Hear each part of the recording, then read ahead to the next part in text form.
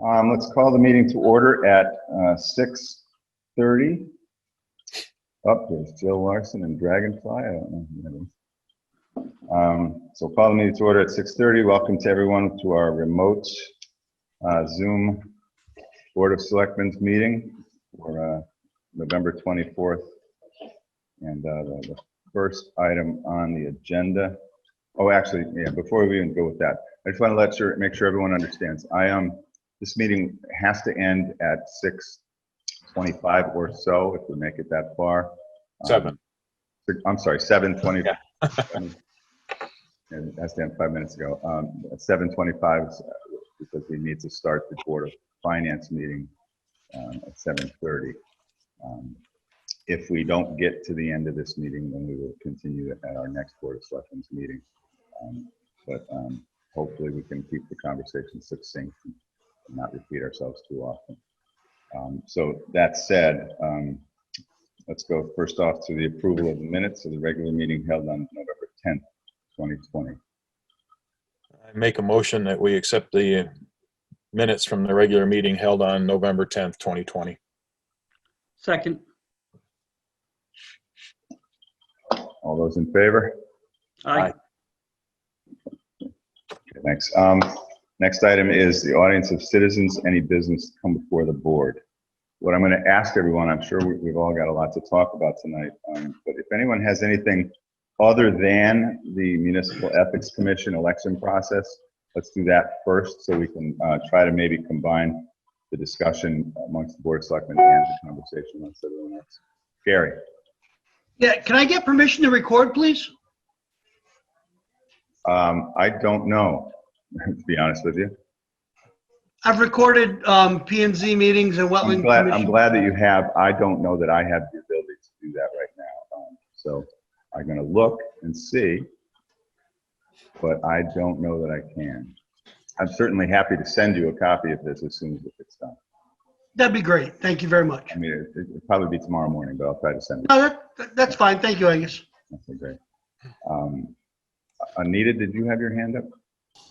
I did. I have a question. I think I left a message with one of your colleagues. We're new to town. We live up on Hemlock Terrace, Scenic View Drive, and I have a couple of kids, and we were just curious if there would ever be the possibility of adding a crosswalk, like white stripes down at the bottom of Hemlock, because there's a lovely sidewalk all the way up under Route 9, but I can't let my kids go down there because they have to cross that busy road. So I don't know what the metrics would be, but just to put that on the agenda. Well, we got that. I got that message, and we are reaching out to the state of Connecticut, but that being a state highway, it's entirely up to them as to whether or not we can put that crosswalk there. My guess is that if they put a crosswalk there, they're going to want to put a light there too. But let's see what kind of conversation we can have about that. Thank you so much. Well, thank you, and feel free to follow up with it because it's a pretty busy time right now. So if you don't hear from me, give a call back. Great, I will. Welcome to town. Thank you so much. Happy to be here. Welcome. From Chester, not too far. Oh, okay. Hey, you're moving in the right direction. Always going south. Anyone else? Okay. Not seeing anyone else. The only thing that I have that doesn't have it to do with that ethics commission is COVID related. And we're going to change around the access to the town hall. It's still going to be open, but we're going to close the entrance at the Main Street entrance, and we're going to ask people to enter through the auditorium entrance, where we have a foyer there where we can have someone check people in and make sure that there's only one person going to each office at a time. We've had some congestion recently in the town hall, and I think everyone that works here actually thinks that it's important that we start to try to control this access a little bit. Everyone is still allowed in the building. It's just going to be one person per office at a time. And frankly, it wouldn't be a bad idea for folks to call and make an appointment, especially for the town clerk's vault. That's going to start on Monday after Thanksgiving. So I'm not hearing anything else from the audience of citizens. What I'd like to do, and if anyone objects, we can leave the discussion of Municipal Ethics Commission election process open for some conversation, unless folks want to ask a bunch of questions now. But what I'd like to do is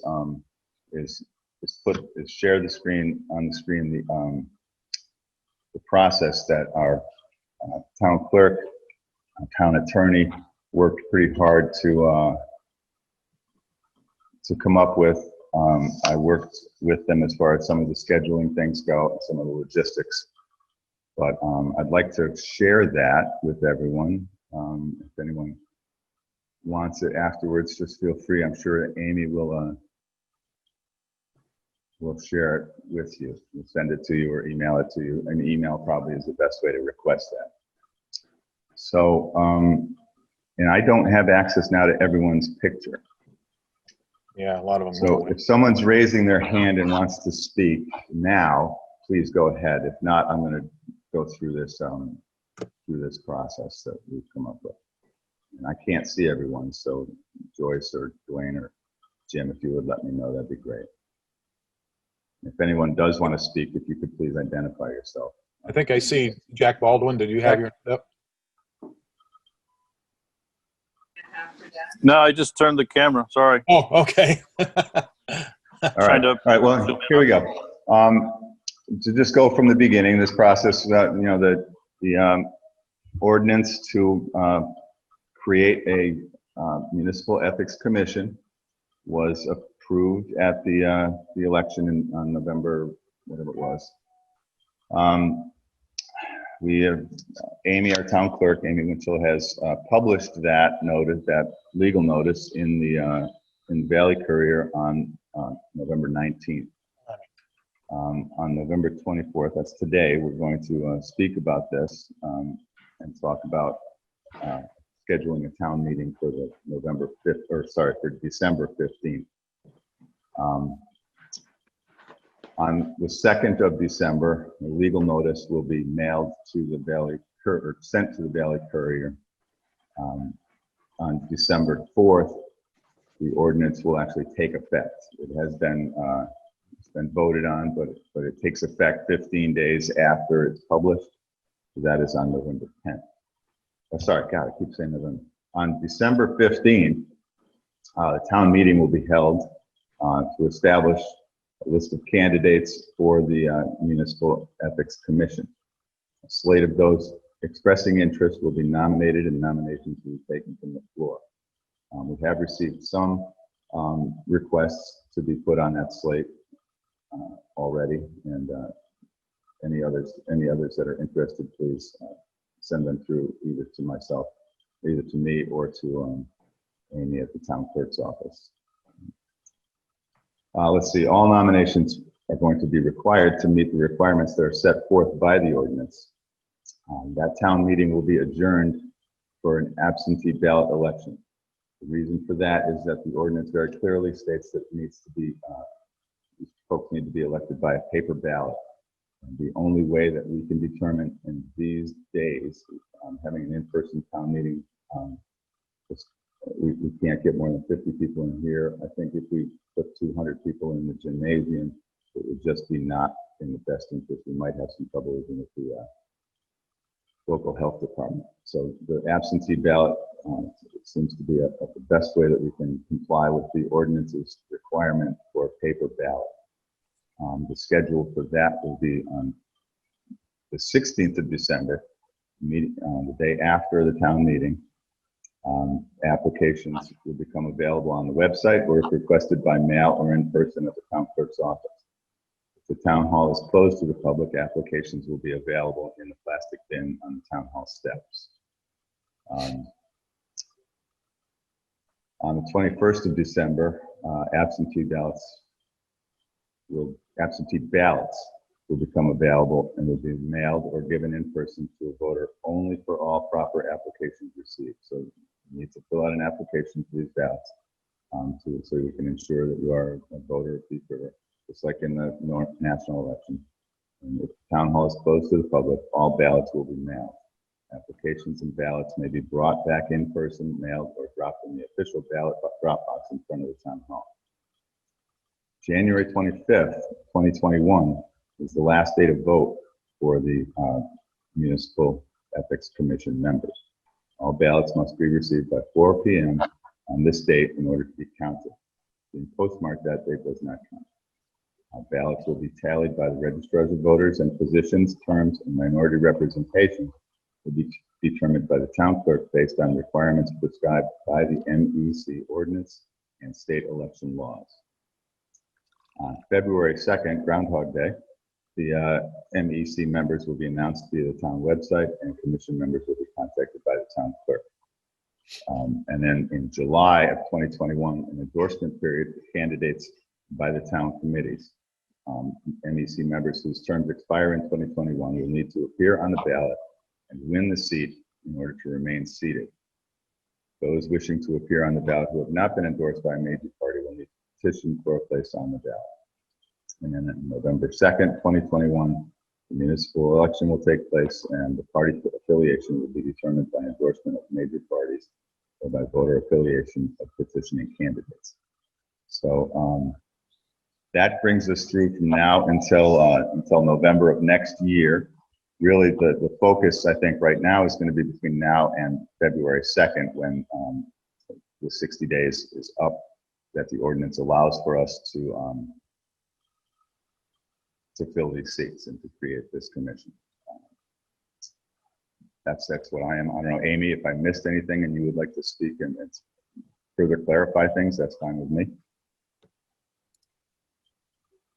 The only thing I would say, and it's not, I'm not sure it was quite clear. Oh, and now we've lost it. Wait, okay. I'll put it No, back. it's all right. I've got it here. I've got it here. So if people come to get absentee ballots in person, I can only issue that, just like with a regular election, I can only issue the actual ballot to the actual person. So if you're sending your significant other or whatever to pick up both your ballots, I can give you yours, but I will have to put the one for your significant other in the mail if they're not there in person. It's the same as in the national elections, right? Yes, we stuck as close to election law as we could. Mm-hmm. Okay. I guess quick question on bullet point towards the bottom, like I think it was 20 or 21, petitioning. How many signatures do they need to be to get on a ballot? That would be a nominating petition. It's different from the petition that brought this here, and it's determined by how many. If there's a lot, it's a detailed thing. It's something that we could address in July. Okay, I didn't know if they had to get signatures for that type of petition. Somebody who's nominating to get onto, trying to become nominated to be on the ballot by petition, they will have to get a certain number of signatures, but it's determined by a number of different things, and I'm actually not sure how it's going to work with this commission, just because of the unusual way it's being built. Okay.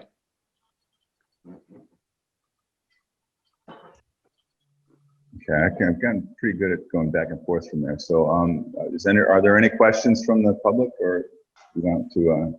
I can leave that up. I can't see who's coming. Gary, go ahead. Gary. Just a couple questions. First off, who's going to vet the people to see if they're eligible to go up? Town clerk. All right, Amy, then that's great. I had no problem with that. She does a great job. Are we going to see everybody that put an application in, even if they're not qualified? No, the slate of nominees will only be people who meet all the restrictions and requirements of the ordinance. So if they're seated on another board, then they can't be on the slate for this. All right, so there's a bunch of different things, seated on another board, family members, all that stuff, correct? Yes. There's quite a few conditions, I guess, right? Yeah, there are quite a few conditions. All right. Anybody else? Thanks for asking, Gary. So one of the things that I would like to add to this is that when at the town meeting, we're going to ask anyone whose name is up to introduce themselves and to take 3 or 4 minutes to talk about why they would like to be elected to this particular commission. Folks that are being nominated from the floor will also have that option as well. How many people are going to be nominated to be voted on? That kind of depends on how many people are nominated to be voted on. Anyone who's eligible will be on the ballot if they're eligible. And that's was on the back of the petition, right? I don't have any idea what was on the petition, Jane. The question that was voted on at the election is what was on the back of the petition. And that has become the body of the ordinance. Okay, great, thank you.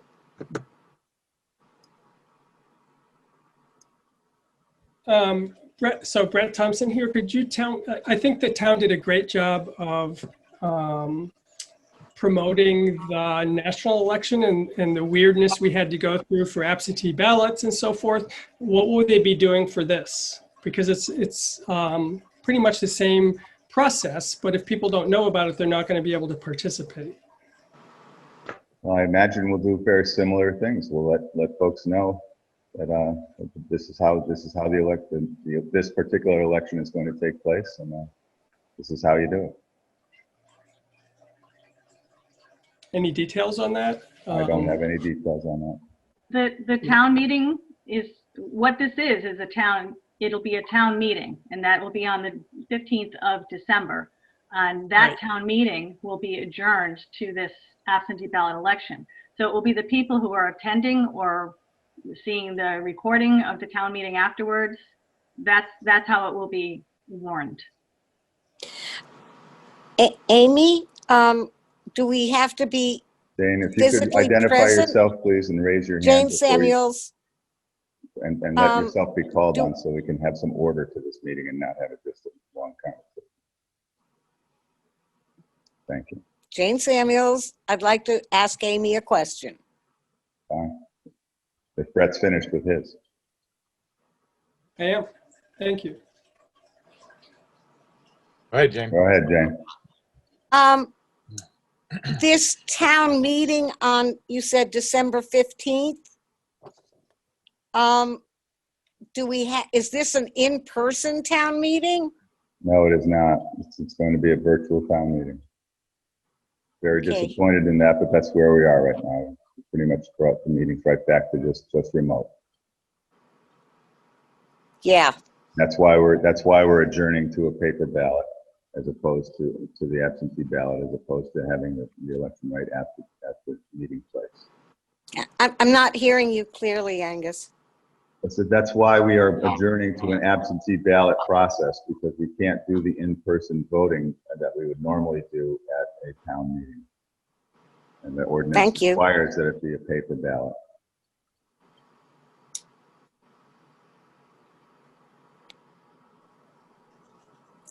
And again, Jane Samuels, how will we know how many people have to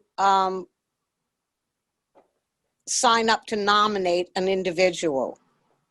One person can nominate someone. Or people can even technically nominate themselves, because anybody who's interested in serving can just contact me or the selectman's office. And as long as they meet the requirements, they will be put on the slate that's going to be broadly nominated at the town meeting.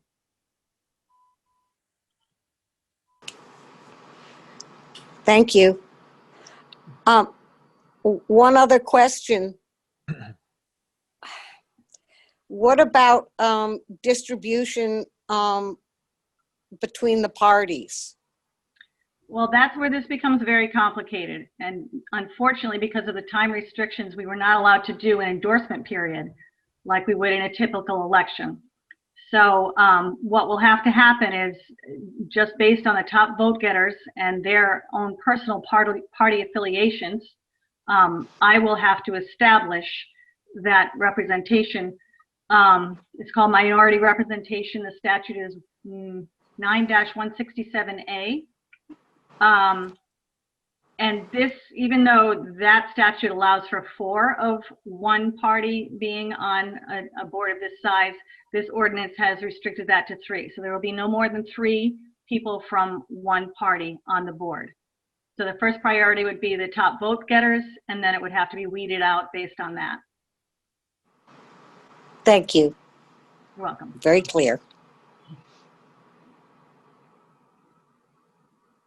This is Barry? Bobby.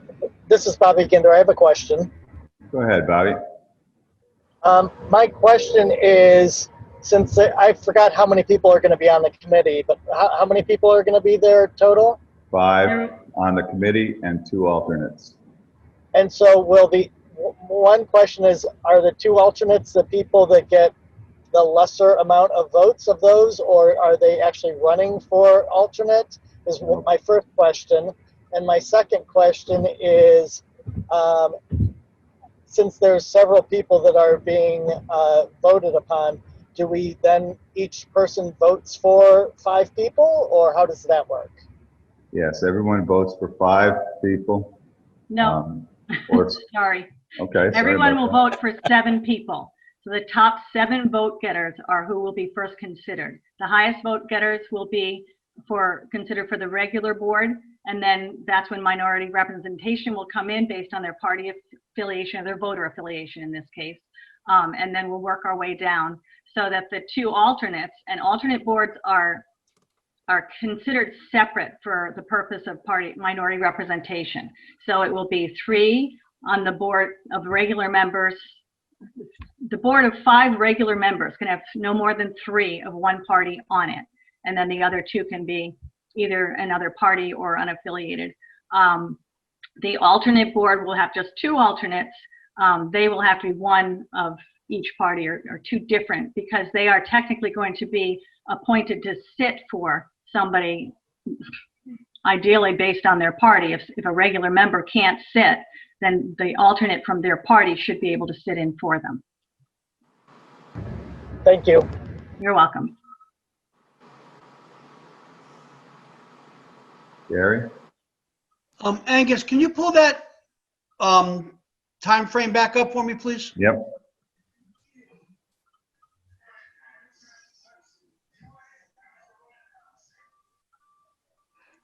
All right, so you can leave it right there. Just had a question about someone that wasn't affiliated with a party.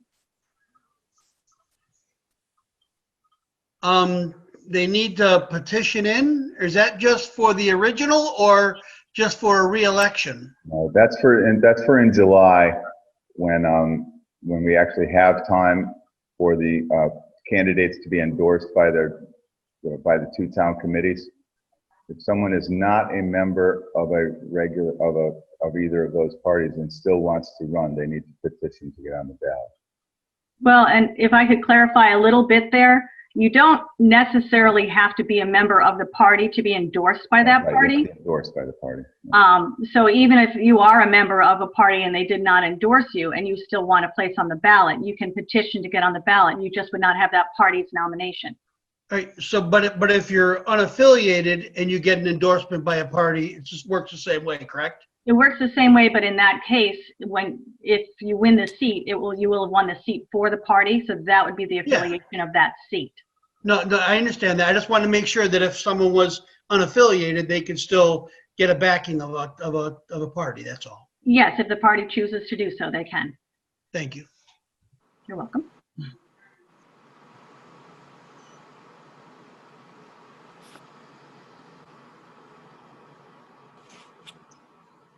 Anyone else? Scott? You're gonna have to unmute yourself, Scott. We can't hear you.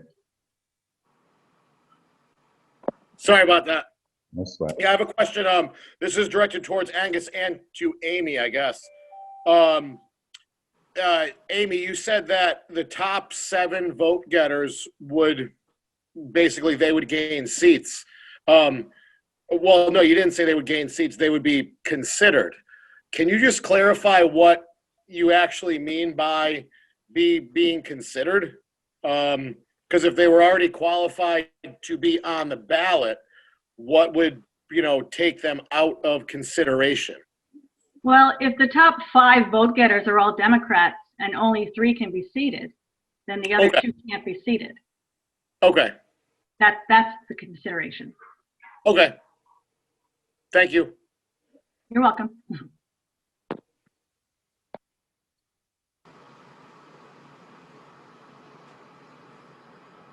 We have some people that aren't on video. I don't know if, I don't see anyone raising their hand. Yeah. and there's some without video, so I speak don't up. see any chatting, so, Yeah. and a lot of the folks that are not showing their video, turn their video off, so they have the ability to, but, Jane Samuels has a question. Yeah, I'm sorry. I joined it a little bit late. Could you, the timeline, you said, what time, what's the date when people have to be nominated? And what's the time when we would vote on them? And the meeting itself is on the 15th of December. Okay, People will be either have already put in their names or have been nominated, and that goes either through the Selectmen's office or through the town clerk, or they will be nominated from the floor of the meeting. So the 15th of December is when that's when the ballot will be, or the nominations will take place. Between the evening of the 15th and the 16th of December, the ballots will be, all those folks will have been vetted, and the applications for the ballots will become available. So if you're interested in being on the commission, you have to get your name into Selectman's office or town clerk by the 15th, just to clarify. That's the best way to go about it, so that it gives Amy time to make sure that everyone satisfies all of the requirements. But this has not been created at all in any way, shape, or form with the town or with the best interest of anyone that works in the town hall, to make it easy for them. So I expect that we'll have quite a few nominations from the floor as well. and the voting will be by paper ballot? We Yes. pick it up from Amy? Let me And- get back to that again, Jane. I'll point it, if you're looking at your video, you'll be able to see it. Absentee ballots, the I application. can't read it. It's too small on my phone. Okay, well, I'm reading it to you, and you can send an email to Amy, and she'll email you this whole timeline. Okay, On the 16th of December, applications for the ballots will become available either at the website or if requested by mail, or in person if you would like to come to the town hall. Once you get those applications, you have to mail those or drop them off at the town hall, and then ballots will be mailed to you or given in person if all of the applications are there.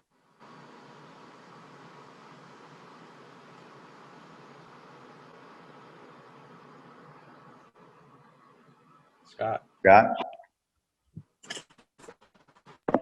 One more question real quick, just for further clarification.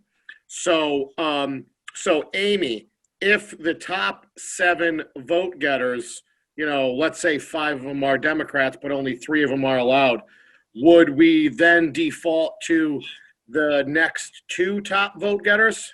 Yes. Or would there be a vacancy? No, the next 2 top vote getters would then be seated there.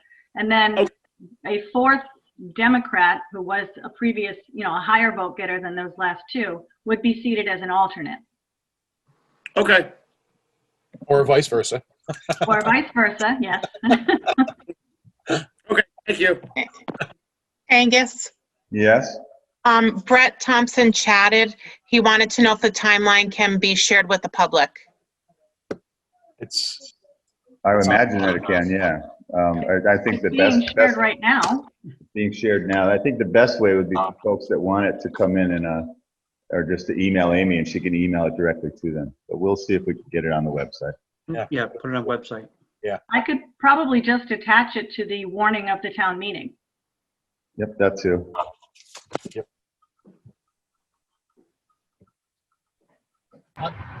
This is Bobby Ginder. I have another question. Go ahead, Bobby. So my question is, I know that the terms are going to have a staggered expiration for when that term expires. Mhm. So how will it be determined which of those individuals are expiring at which times? The top vote getters will get the longest terms, and then we'll work on our way down from there. Thank you. You're welcome. Jack Baldwin, is your hand up? Yeah, it is. Can you hear me all right? Yep. And you look All great right, on too the- down at the beach. I know that's a really nice place to get Yeah. some margaritas. Yeah. That sounds Hey, pretty good. listen, it's on the freak side of not getting Republicans and Democrats to the right ratio. Would there be any type of an extension of that deadline? Can't be. So if you have only 4 people that can get in, it would do what? It would just be 4 people? I'm not entirely Yeah. sure. I guess for now it would be. If only 4 people were nominated, then there would automatically, there'd be those 4 people seated, and unless all of them were of the same party. And then vacancies would be determined after that. I'm sure there'll be more people than that nominated. Oh, no, I understand. I'm just wondering if there was something that would be able to shift it a little, another week down the road in case it didn't get filled up properly. The ordinance doesn't allow for that. Well, excellent. Excellent. Thanks much. Bye. Scott, you had a question? Oh, no, I'm okay. My question was actually answered already. Okay. Jane, your hand is up, I think. I don't know if it's up still. Jack, your hand is still up too.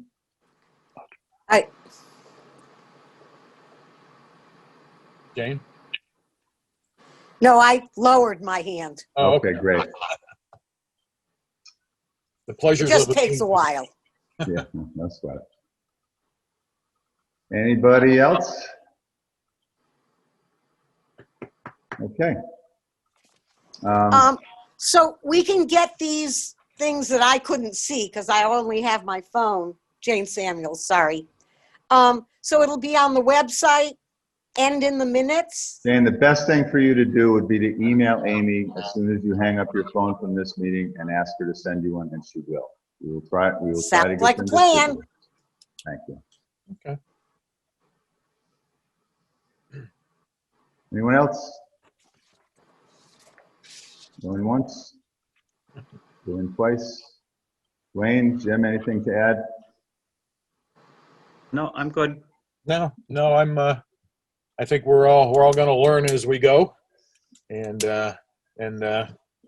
yeoman's job by Amy, I'm sure, will be had and as it goes along. Personally, I wish there was a little longer on the time frame so that everybody could, for lack of a better term, get everybody's act together instead of over the holidays and combined with COVID. But it is what it is, and I think that again, Amy's going to do the yeoman's work along with Angus and whatnot. But I think it'll all work out, and then once we get into the election cycle next year, then it'll just be more straightforward at that point because we'll have more time to figure it all out, and it'll be a standard election process at that point. So that's all I've got. The only question I do have, Angus, is after we pick after the candidates are chosen, what's the next step? They meet. And I guess that I haven't read it thoroughly, but I think that the very first chore for the new commission is to create a code of ethics. Because until they do that, they don't have anything that they can enforce. And after they get the code of ethics, then they'll present it to the town for adoption? Is that how it works? Yeah, I'm not sure. I think the code of ethics is adopted by them, but I hope that it's something that the town votes on. No, I believe it has to be approved at a town meeting. Great. That's good. Okay.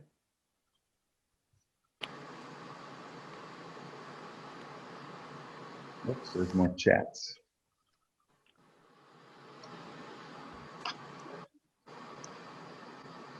Okay, Honey Ann Garrett, Lori Garrett asked a question.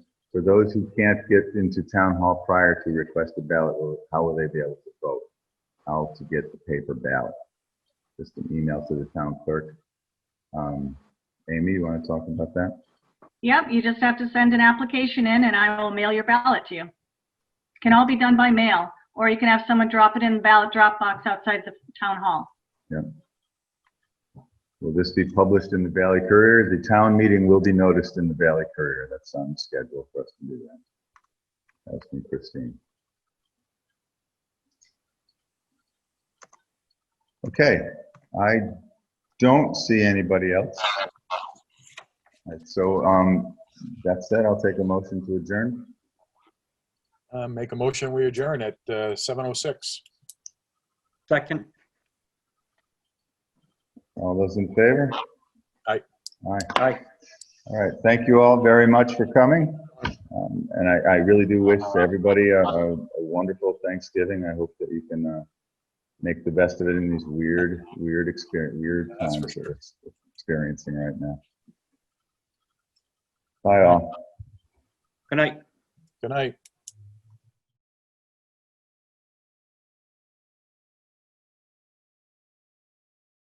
Good evening, everyone. This is the November 2020 Board of Finance meeting for the town of Deep River. First item. I can't hear Bud at all. I can't Right. either. Hang out. Time Hold out. on. Slide it over here. I think it's his port that came in. I think it's computer to a different port. How about that for the multiple draw? And let us continue. This is the Deep River November 2020 Board of Finance meeting. First item on the agenda would be the approval of the minutes for the October meeting.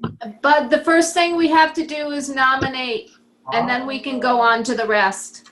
Okay, got it. Are you going to take over? Okay, I would like to nominate Bud Eckenroth, George. Bud Eckenroth. Open up nominations to all those. And I would like to nominate Bud Eckenroth to the position of chairman for the Board of Finance.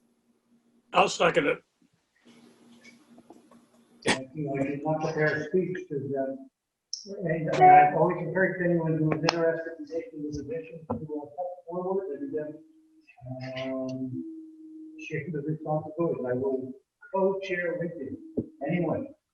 Do you want to, I'd like to nominate Lori Garrett as vice chair and secretary, a position that she's held for the last, several years, I'd say.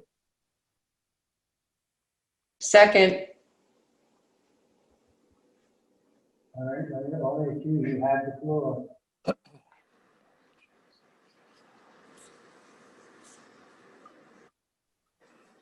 Any further nominations?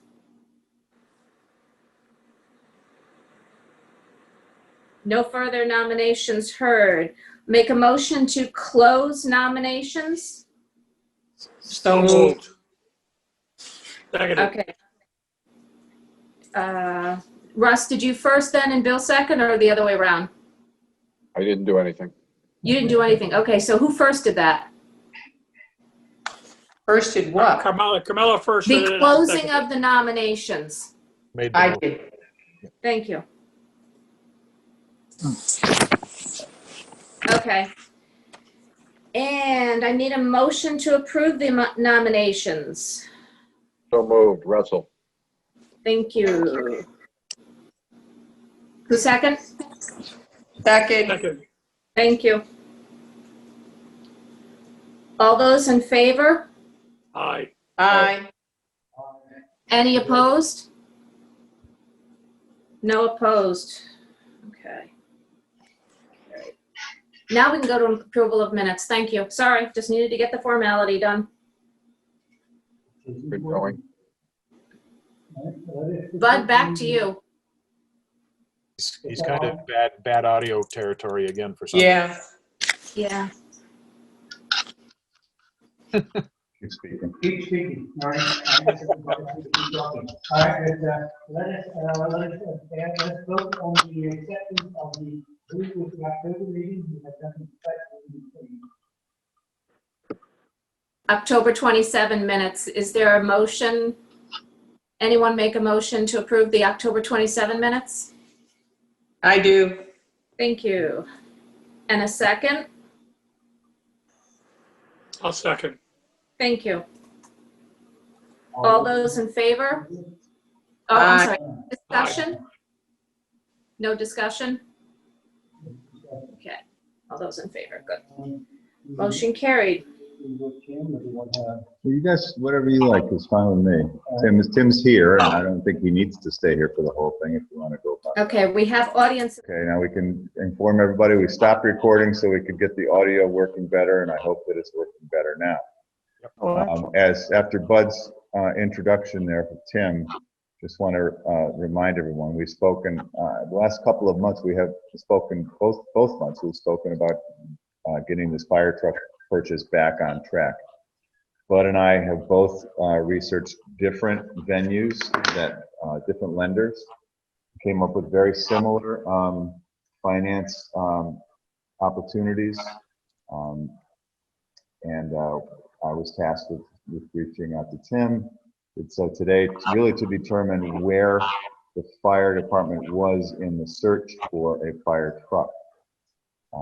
Tim has come here tonight to answer any questions, but the very quick answer to that is that the fire department stopped their search and the movement on the purchase of the fire truck until they had better direction from both the Board of Selectmen and the Board of Finance. So this is where we are right now. I would like very much for us to be able to advise them to kick it into gear so we can purchase this truck. But that's really a conversation for all of us to have. So if anybody has any questions for Tim, it's a good time to start them. And any questions for Bud and I regarding finance, it's a good time. And also just comments and conversation about this. So we're still looking for a truck in what financial range? How much are we searching for? And what type of vehicle are we looking for at this point? Again, just to re-inform everyone. Tim? Is that, oh, okay. So the truck itself has not changed. So it's what we call an engine, or some people may call a pumper. It's to replace the 1983 piece that we have downtown.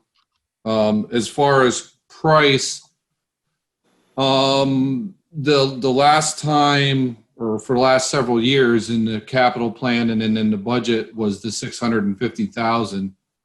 We don't, as Angus said, the truck committee kind of put everything on hold when the budget, this past budget, or the budget we're in now, through all of that, when the truck was taken out, the truck committee kind of put the project on hold to a new better. So as far as a budget, we would have to, get it going again and see what has changed, if anything, in truck pricing. So are you saying that that would be a higher price than 650? Tim? Yeah, I don't know. Just knowing from the industry that I'm in and seeing how things are pricing and parts and everything else that we're trying to get on a daily basis, I can only imagine that the fire truck pricing has gone up, but I can't answer that 100% and tell you that it has gone up, it has gone down, or it's held steady. We would have to figure that part out. Okay. We haven't done, the truck committee has not done anything with it in months, so it's not anything that has to be started from scratch by no means. There's a lot of work that's been done that's all, can be picked up and keep moving along with it. But there is still things to finish up with the specs and finalizing some things and along those lines.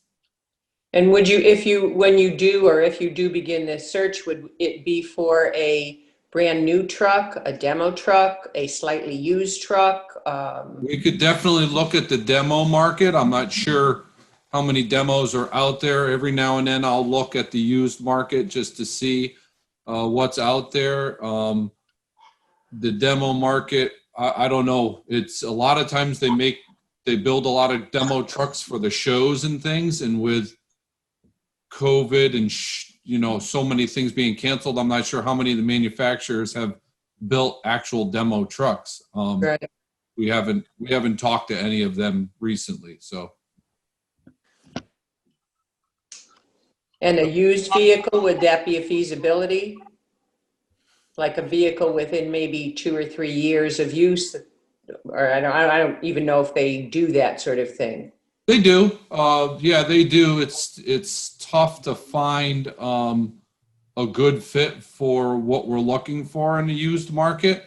We have looked here and there at that type of stuff, and a lot of it is way one direction or another. Whether it might be trucks that are coming out of the cities that have a lot smaller water tanks on them because they rely completely on hydrant systems and stuff like that, whereas we have both hydrants and drafting sites that we have to use. So trucks in areas like we're in here tend to carry more water than city trucks. They carry different hose loads than city trucks, things like that. So the used market's sometimes tough to find even a close fit to what you're looking for. Okay, thank you. You're welcome.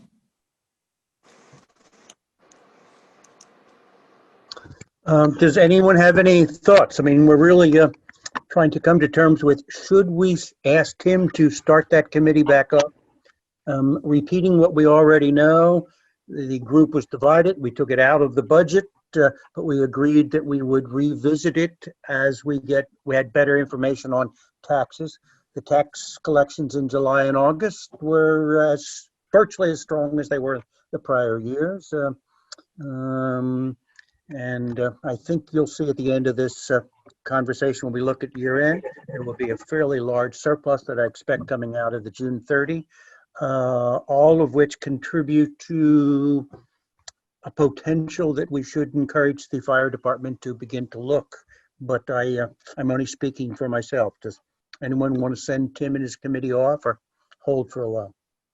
I think we've hung them up long enough, and it's time that they, Yeah, I agree, Bill. I think it's time we do something. I would like to hear first, though, what terms you've potentially come to with whatever financial institution it is, just so we can reiterate that to people. How much we're looking to finance.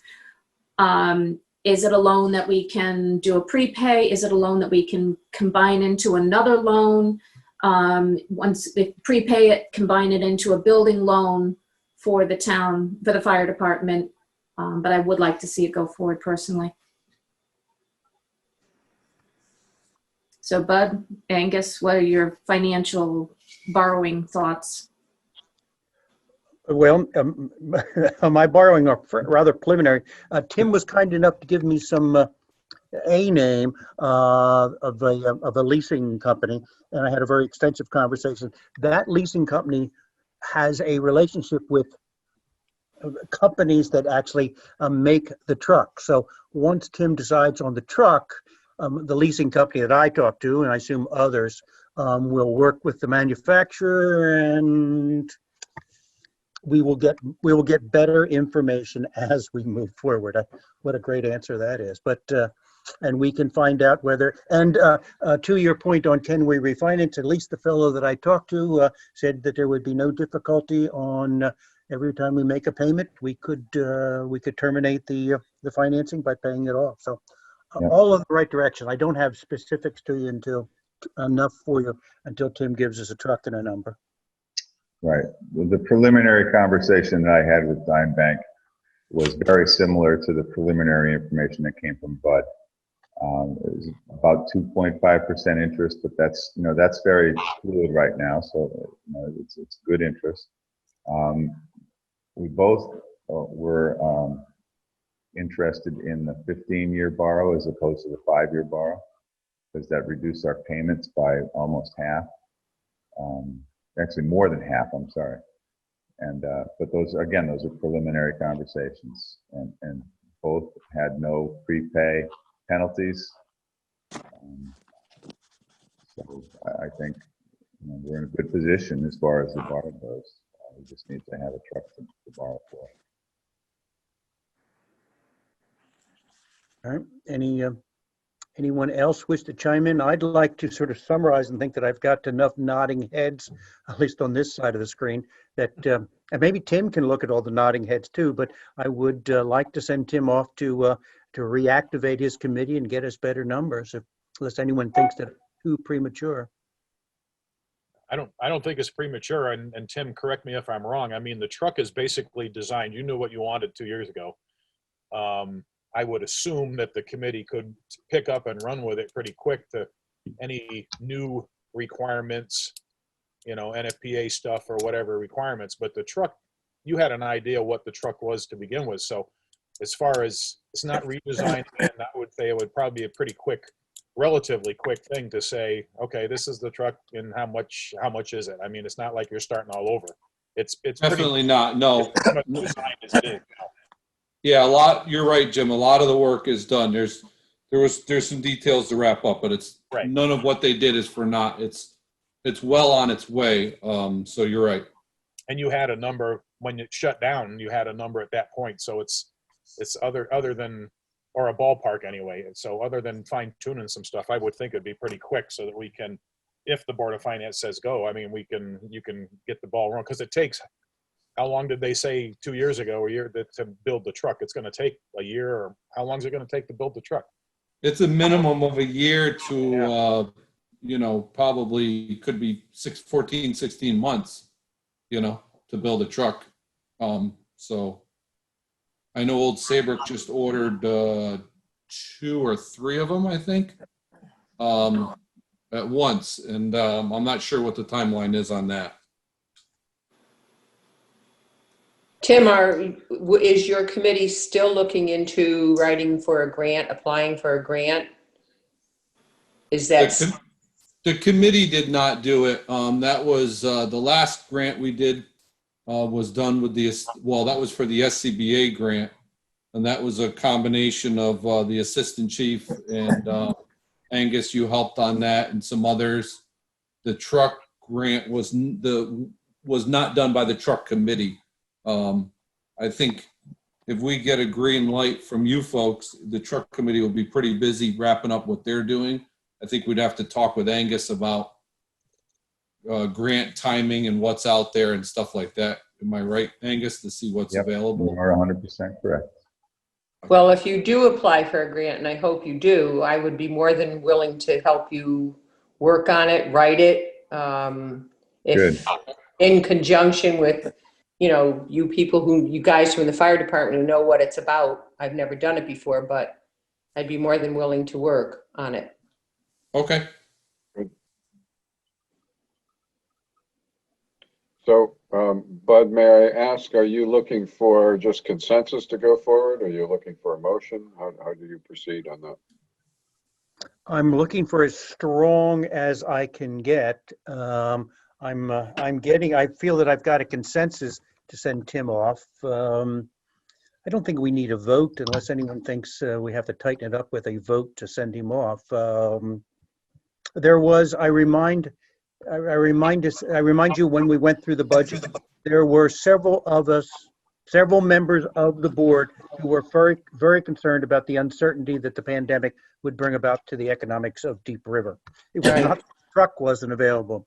I am concerned that the uncertainty in the future is certainly continues to be there. I don't want to send Tim off if we get to a spot and we say that uncertainty has not been solved and we are not satisfied that uncertainty is past enough. Who knows what tomorrow will bring? I think we've got aging vehicles. I think this is just one of those things like the fire department building itself, which needs to be done. And that is an excellent phrase, needs to be done. I mean, I repeat what I used to talk about, say, it is important that we invest in ourselves and our community, and I think this is one that we need. So unless anyone would like to slow us down, I'm going to tell Tim to get his committee together and bring us more information soon. Good direction? Good, go. All right, excellent. All right, thank you, Tim. You're Thank certainly you. invited to, you're certainly invited to stick around if you'd like to talk about budgets. Oh, I'll listen in. I'm going to sit here and do some paperwork. Thank you, Tim. All right, excellent. All right, Tom, as in Mr. iPhone, do you wish to share about the monies we have? I actually have your report, if you want me to bring it up. Yeah, I think it was sent out to everyone. Kathy sent it out today. Hopefully everyone's received it. Just wanted to thank everyone or wish everyone a great Thanksgiving as we approach Thursday. But yeah, I'm very pleased with the position we're in right now. I think we're in very good shape as we head into the final month of the calendar year.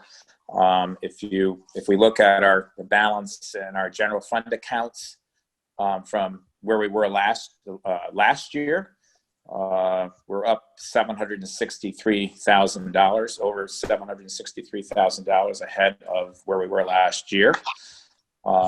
If you look at our Liberty Bank and our general fund accounts, our Liberty Bank, our municipal sweep money market account, we're at over $3,455,000. And our general fund account balances, we're at $4,707,000. So, I think we're in good shape that way. If you look at, if I compare where we were last month on October 26th to 11/23, there's a change of $570,744 that change, of course, downward. But having said that, we did receive our ECS monies, our education grant monies. We received on October 31st, $415,717. That's 1/4 of our overall grant amount of $1,662,870. I only made one transfer. Actually, I made two transfers, but from our Liberty Bank money market account to our Citizens Bank general fund account over the last month. Well, actually, one of those transfers for $600,000 was made on October 26th, which was when I gave the last report. So that was included. That transfer was included in that report. So technically, I made one transfer this month, and it was for $525,000 on 11/10. If you look at our total account balances from where we were last year, we're up $723,346 ahead of last year. So that was $5,905,000 to $5,181,000. So yeah, I just think we're in great shape. Our rates have not changed. They're not very good, but they've remained the same from last month. So yeah, as we head in, like I said, as we head into December, I think we're in very good shape, and we'll begin to receive our tax revenues again. So there we are. Very good. Tom, I want to push back just a little bit. The town has, well, you've gone all the way to bottom line, which brings in a lot of account. The town itself has what, about 3.7 million? Is that the number I saw? What do you mean, the town itself? Well, the general fund. I mean, the town can't use all the community funds and that type of thing. No, you're right. So what we're looking at right now, our general fund account balances are at $4,707,000. So those are monies that we can use. Part of that, of course, is our general fund, but we don't. Right now, there's $452,000 in that account. Of course, those are monies that come and go. We don't try to keep as little amount in there as we possibly have to. So those are pretty much all liquid monies that we can use. And again, we're ahead of last year's total. So we have $4,707,000 this year. Last year, at the same time, we had $3,944,000 as a total in our general fund account. So that's where we're up $763,000. Gotcha. I see that 4.707. Got it. Okay. Which, with my rule of thumb of about $1.5 million a year, certainly provides ample funds, and it also gets close to what I'm think to be our surplus. So excellent, cool. Why, Tommy, why do you have fairly substantial funds in two accounts that it's Citizens and Liberty? Why do you leave them there? Well, Citizens is actually, that's our general fund account. Okay, the 452. Got it. And talking to Kathy would be a pain in the neck, really, to Oh, try no, to. no. I didn't realize. I've forgotten that. You're right. I'm sorry. It's And my then fault. any of these other accounts, we can actually, like, there's one account with Liberty Bank where we're getting 0.5%, and that was, we can't add into that account, but because that was actually a promotion, like a promotional account that they had, and I jumped in. But the Liberty Bank, where we have most of our monies that we transferred from People's United, those are all liquid monies that we can use at any time. And that's generally where I make that is where I make the transfers into the general fund when we need to. Oh, good. All right. And when you look at the capital non-recurring fund, we do have $318,000. If you're thinking about maybe using some of those monies toward a purchase of a fire truck or whatever. Excellent. Good point. All right. Well done. I will suggest the next item on the agenda is that Angus should begin to talk about the $119,000 let me see if I get it, small town, I'm sorry, steep grant. Can you take over there, Angus, and begin that conversation?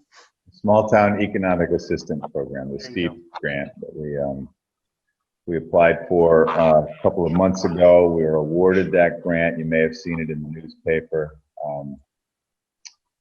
It's a grant that the state has put aside $119,000 for that grant. The town's portion of that is $79,000. It's a match. But the thing to keep in mind, we don't have to act tonight at all. The thing to keep in mind about that is that number was put together based on estimates. It's very conservative estimates. We will now, in order to complete the projects, we will need to go out and actually get bids for these projects. Once we get those, we'll have a better idea of what our town is going to need to contribute for this grant.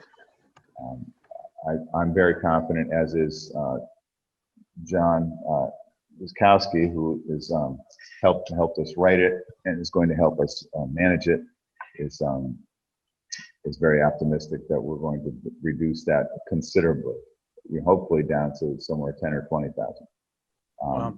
We'll be working with the state next week as to how to begin and implement some of this. And if you remember correctly, it starts off with replacing the computers, all of the computers in the town hall, which is something that is going to need to be done anyway. So this grant was a perfect opportunity for that. We've purchased a new server, which will help us to manage some of the more electronic things that we're going to be doing. We're going to try and develop a GIS system so that the assessor's office, the town clerk's office, the tax collector's office, and the land use office can all work together with that to help manage that. That will help an awful lot with remote access to the land records and land use. Is this a matching grant from the state? It's not a matching grant, but it's a contribution. The state has guaranteed $119,000, despite what the town spends, which is why we're going to look for bids that are reduced from the $79,000. So the town does need to contribute if the project goes over the $119,000 that the state has. Oh, I got that. Okay. Oh, that's very, I'm going to repeat back. So it's not a equal co-sharing. No. The state has given us 119 and we share on cost above that. Right. No, we pick up the difference. We pick up the difference, yeah. So your estimate of a $20,000 coming in lower, which I recognize I can't hold you to, that would be town sharing. That would be town share, right? The project Excellent. itself is going to cost, there's no way this project's going to come in for less than 119. And my hope is that it comes in very close to 119. Wow. So what's the 79,000? 79,000 is what the grant, when we wrote the grant application, Oh, okay. that was a proposed town contribution. If we went totally top end on everything on this, it would be a, whatever that adds up to, $190,000, $200,000 cost. The 119 from the state and the 79 from the town. We don't think that those numbers are going to be what the town's going to require. We think that a lot of those estimates were high. We know that they were high. You know, we got 2 estimates for the upstairs remote access equipment, the cameras and the microphones and stuff like that. We had one bid for 20,000, one bid for 5, one not bid, but one estimate for 5, one estimate for 20. We used the 20 to apply for the grant because that's the higher cost. But when it comes time to actually go for the bid, if those are where the bids stay, then we'll probably use the 20 because they're virtually essentially the same equipment. So, but part of that is electronic signs as opposed to the hand lettered signs that Jonathan has over by, or Jonathan Mans over by Devitt Field. We would turn that into an electronic sign. We put another electronic sign over by the firehouse and Nice. change the hand lettered sign in front of the elementary school to electronic so we can manage all those signs from the town hall. Change the message more often, more frequently. And There is a quaintness about the Jonathan standing there putting the letters there, but I assume that there is, all things come to an end. So excellent. Steep grants are yearly, correct, Angus? Pardon? Are steep grants every year? Steep grants, well, they were. Deep River enjoyed quite a bit of steep grant use for our downtown, but the state ended them probably 3 or 4 years ago, maybe 4 years ago. And this was put together really as a result of COVID. The governor convinced the legislature to release those monies to the towns. The only reason I was bringing it up is, we just had the discussion about the fire truck. I didn't know on steep grants what the constraints are as far as how a small town can use the money. If it was designated that we wanted to use it as partial payment for a fire truck, does that fall under the qualification or is each one different? Every grant application was different.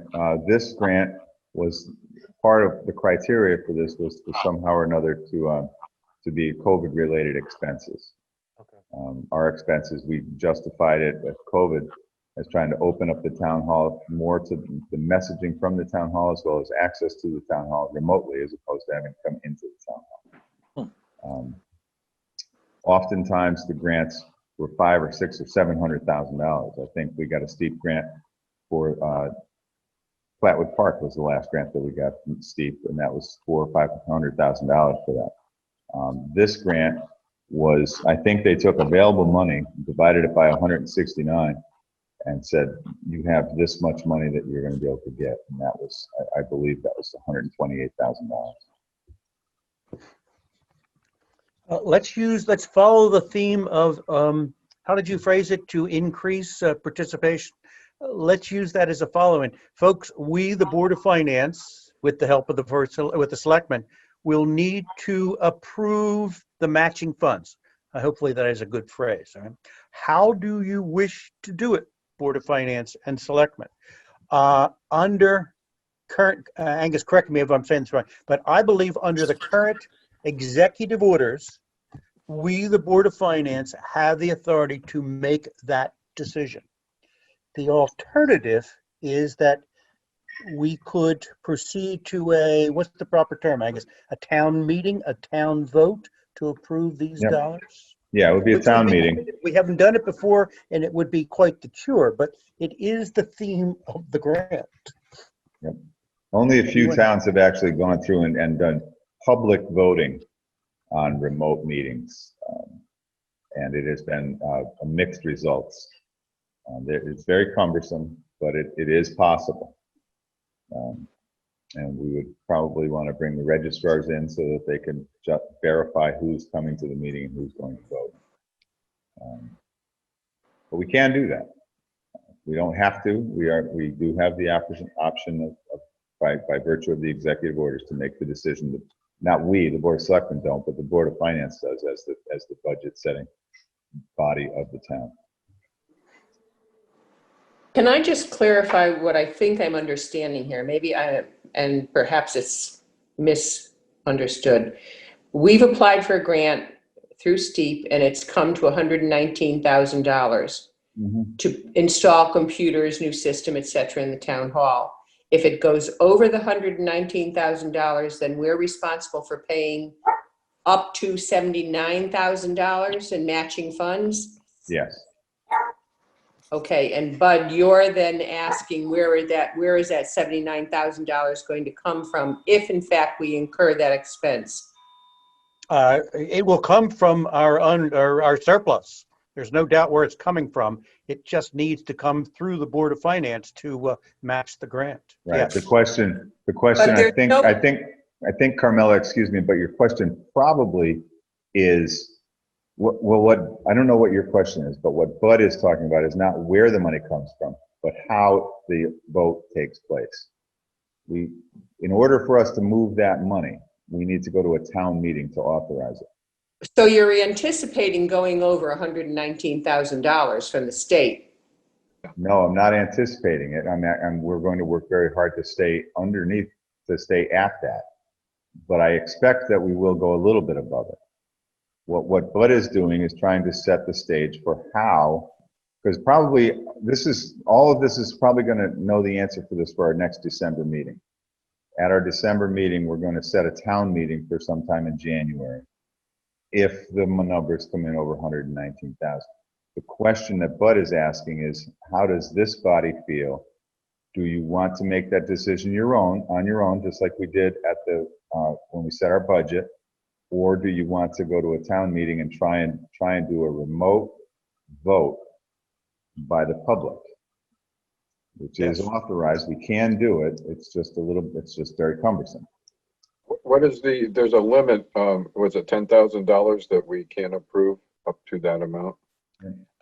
You are correct, up to under normal conditions, but under the pandemic executive orders, as we approve the entire budget, we could approve a large amount of money to match this grant. And my question is, are we comfortable doing that? What I'm saying is, if we come in at 119, okay. Yes. If we come in at 128, we're still okay. We're still under that 10,000 threshold. Right. We are indeed. And you don't need a town meeting for that. But if you come in over 10,000 more, then you have to make a decision how you're going to do it. That's correct. Well phrased. Yes. And we don't have enough information yet on how to do that. And I was trying to figure out how you folks would like to proceed with a matching grant of this magnitude. I certainly like the idea of getting as much involvement with the town as possible.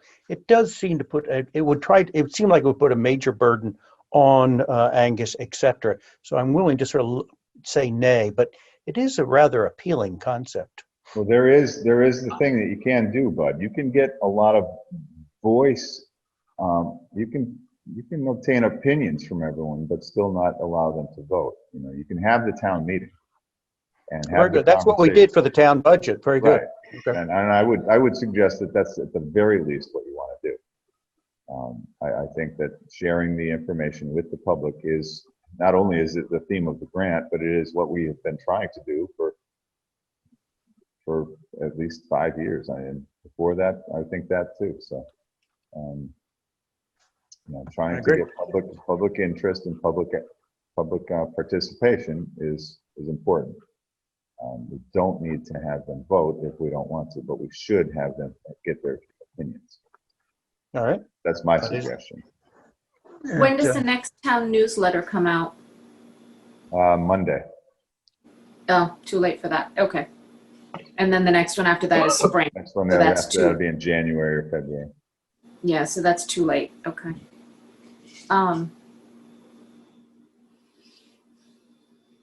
That seems reasonable to me. Is set it up where people can voice their opinions, and then voting is so difficult to do on Zoom. It's just witness. It becomes a cacophony of voices and things. It's awful. I think the way it works is you adjourn your Zoom meeting, and then people have to present themselves to the registrar of voters or something and check off. It gets very burdensome. So the way that it would work is that before the meeting started, and I spoke with the first selectman of I can't remember what time, Bob Ballantyne up in the northeast part of the state, and they did one. What they did is when the public entered the Zoom meeting, before they entered the meeting, they went into a Zoom room, where the registrars greeted them. They presented their identification to the registrars so that the registrars could verify their identification, and then they were allowed into the room. So they went through that process for about 75 people to come through that. Then during the course of the meeting, they held their meeting. And then when it came time to vote, they went through one at a time, picking pictures and taking people's votes by voice. Only the people whose identification had been verified were allowed to vote. It added a good hour and a half to the meeting. I suggest we have a good direction. Let's get. I'm suggesting that we will leave this conversation with having some sort of public participation, and that the Board of Finance will take that information and make a decision. But we will not have. We can defer that final decision, but that's the direction I think we're taking. I guess. Is there a time? Is there a clock on this grant? Must we act by the end of the year or anything like that? So is our December meeting? No, we've got, the money is set aside for us. What I would like to act on it, because the sooner we get some of this equipment in here, the sooner that these Zoom meetings will go better for us. Okay. All right. And better, more importantly, better for the public. Oh, good. All right. Okay, I'm going to, now Angus, it appears that I have lost my ability to share. Do you have the ability to share? I do, but I don't have my computer set up because, and I can't imagine, you should be able to. Oh, wait. Here, can you, try this. Can you allow me to say it? Yep, try it now. Try it now? Ah, it is done.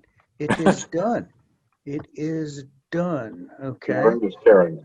All right. Ask and you shall receive. Which are you going into? I am going to look at the current budget. Ending, and I will look at, first one I will look at is expenses for the ending in November. All right. I have to make this larger so I can actually read it. All right. How about me? Can you see me? Do I have it on the screen? Can you? No, you don't have it on the screen, but I have it in front of me. You have not shared it. See what I can do. All right. I have hit. All right. Let's do it again. Difficulty. All right. I'm going to hit screen save. I'm going to do screen. Expenses. What do you think? Anybody see anything? It's swirling around and there it is. There it is. Oh, good. Oh, good. Well, everything needs to be celebrated. All right, here we are. This is what we will call the current budget. This is the expenses for the current budget. I have taken the liberty of placing yellow. I have identified certain things that I think are of interest, but no one should feel constrained about asking questions. I'm looking at the Selectmen's budget, and I point out to you that the stipend for the administrative assistant will no longer be there, or will no longer be incurred. I point out to you that the administrative assistant salary, there's 62% left. Let me go offer my traditional identifier or criteria. We are in the 5th month. That would suggest that we have spent, if we spend everything on a straight line basis, which many of these are, would be about 48%. So I'm expecting to see, what, 50 to 58 or something like that remaining for the year. That was what I will use to identify. Administrative assistant, if you remember, we had Gina left, then we had Joyce arrive. So there was a period of time where we were not hitting that account. So that's why that number is a little higher. But Angus should take over here if he wants to. I believe he has Joyce working more hours than Gina. So I anticipate that that number, as we move through the year, will be depleted and we will have to address it. Yeah, she's not working a lot more hours, but she is working more hours, and that it is something that we'll address. All right. And I just point out to you that economic development remains eager, and we haven't spent a cent yet. Can I interrupt and ask Please. why we're spending more hours? Because the job, I believe that the job requires more hours. I know that the job requires more hours. And Jonathan is retired now, so that's another portion of that. But there's no reason that the administrative assistant should not be in the town hall when the town hall is open. And Dick had the administrative, and I continued with the administrative assistant only in the town hall. You know, she started at 8 and left at 3, as opposed to 4, and did not stay on the Thursday nights. Because Jonathan was here to answer the phones, other different things like that. But I'm very confident and comfortable saying that the administrative assistant should be in the town hall when the town hall is open. Okay. Good. I had to ask. It's a good. While we're on the subject, we will get back to administrative assistant in a moment. Gina left. We had an obligation to Gina to pay her for unused sick and vacation. It is currently charged to that line, which will contribute to our future uncertainty. So when we get down to accrued salaries, I will make back reference to this administrative assistant salary. If there is no more questions, I'm going to go to elections and point out to you the printing expenses, which have gone negative. Many of those expenses, as explained to me, are COVID related. There were extra printers, there were extra other things that were charged. I believe all the ballots, the printing of the ballots were in this line as well. So, no, ballots are purchased by the town clerk's office. Okay, excellent. This has to do with personnel, with protective equipment that can keep the people that are working the polls safe. Things like, you know, the plastic screens that we put up between folks, masks, gloves, disinfectant. So not printing expenses, but COVID expenses and for elections. Right. So right department, wrong line. Every department needs a COVID line. There is no line for that, but I think Bud will get to that in a little bit too. Well, you will, as we go through some of these lines, you will hear us say that there are COVID expenses there. One of the things that we're trying to do is collect all these COVID expenses, which are scattered about, and put them into one line. So both we know what they are, and when we put our budget together, we can decide how much we wish to weight them. And at the end of the year, our citizens can see those numbers as well. So, but yes. Now, when we look at revenues in a few moments, we will see that we were reimbursed for some of the registrar expenses. All right, town hall operations. I'm going to suggest to you there's nothing particularly interesting there other than the sewer fees. If you remember, we had almost $7,000 in sewer fees in the prior year's budget. We did not pay it all out, so we reduced it. So we paid the entire sewer fee when it was called in October, which is why that number is so small. All right, town clerk. Let us focus on town clerk assistant salary. It is lower than what I'm expecting it to be, but we sent or gave the town clerk authority to incur additional hours for her assistant and to add some additional assistants due to the obligations, the increased obligations for voting, absentee voting. So if anyone has any questions. Do I wish to? I had a brief conversation with Amy with the concept of absentee voting. Does she expect that that will be the new way of voting, or at least an aspect of future voting? For instance, there will be a vote, and Angus should add the time, for the new committee, the ethics committee. There will be election in probably January.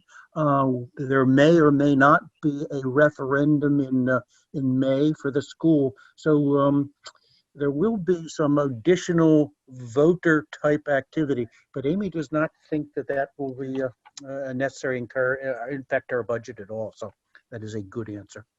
I want you to look at a micro licensing, and we have quite a bit left there. It's an interesting, I say it's interesting, due to the pandemic, those who access the records for the town will pay from a distance for copies. Is that correct, Angus? Did I phrase that correctly? Yes. Yep. Okay. And when those who provide that service, they incur the cost of, or they receive the revenues for people making copies. The service provider keeps some of it and gives the town a portion of that copy cost. They give it as a credit to us here. I believe we're trying to make that a revenue line rather than the what's going on here. So we should see that could be confusing to us as we move forward. All right. Town clerk seems to be online. And am I still in town clerk? Yeah. Yes, I'm still in the town clerk. I guess we'll deal with that later. Board of Finance, note that we have about $7,000 left to pay our auditors. Move the screen down. What's that again? Move the screen down so we can see it. Oh, I'm Board of sorry. No, Finance? never mind. I'm sorry.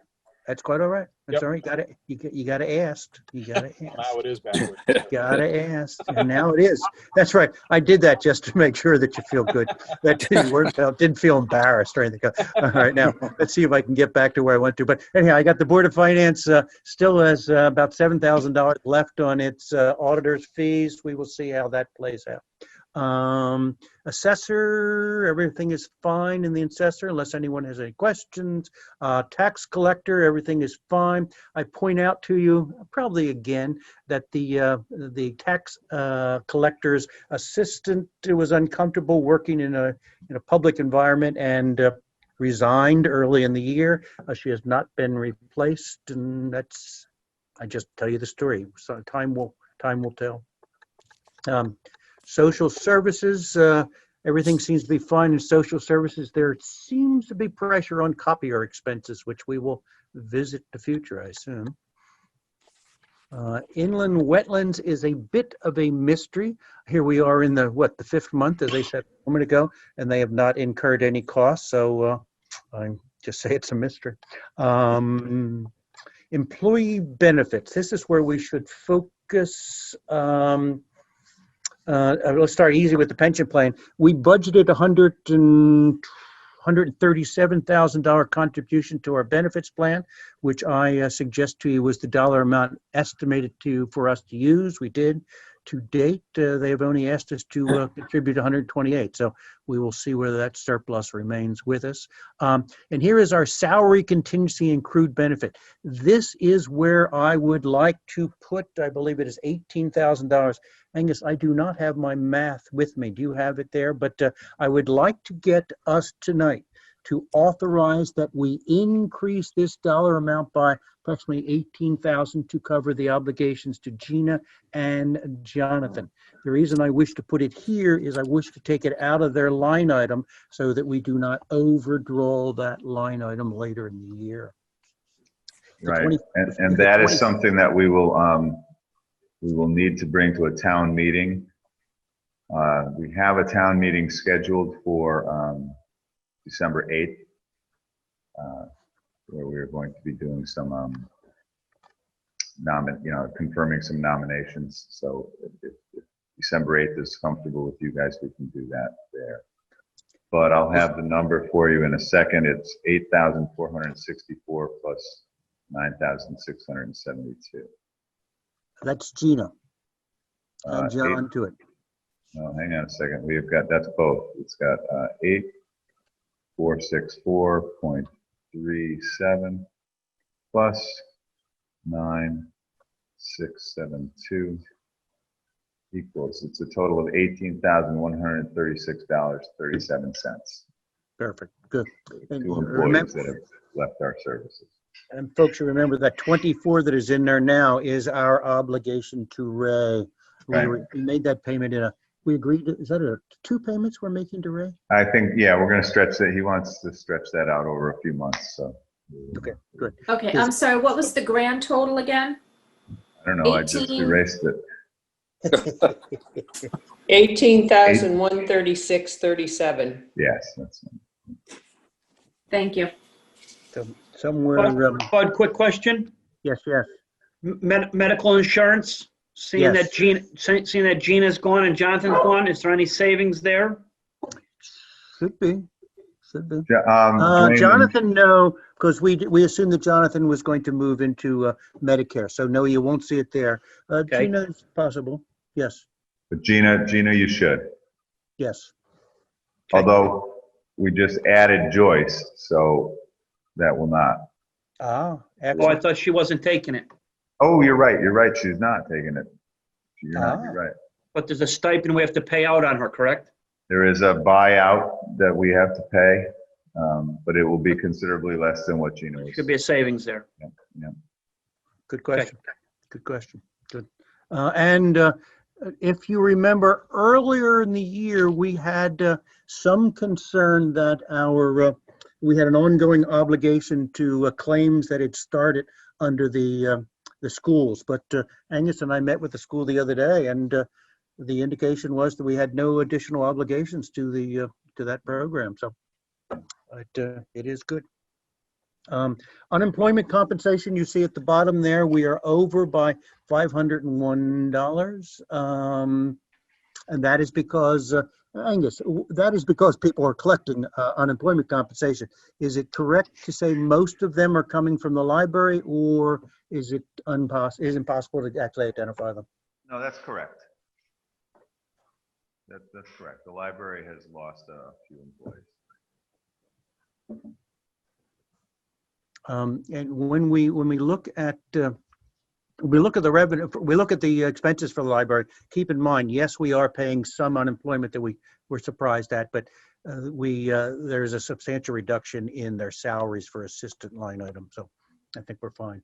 All right, I'm in an odd, okay, here we go. Special services, inland wetlands, employee benefit. Here's police. Did I just jump over police? Yes. Let's do the police. At the bottom. There you go, police. Not a whole lot here to note, other than we have a resident trooper, a dollar amount, $233,000. I'll let you finish it. We have not paid anything. It is. I've never gotten a good answer when they bill. They almost bill at the beginning of the following year, but do not think that we will not incur that cost. There you go. Look at the, always a conversation piece. We've got funded special police services. We have chosen to put 30 in there, which is the number we have used for years. As the constables incur extra duty pay, we will pay them, and we will bill the entity that is requesting the constable's work.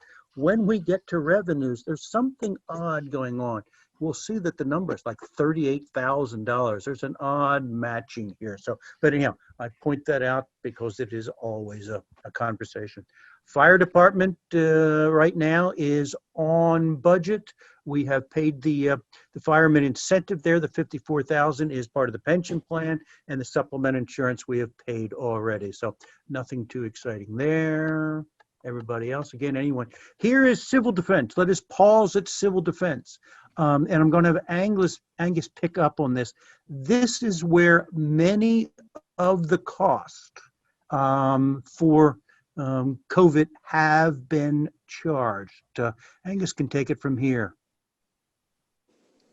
How much to take? That's where we've been putting it, rather than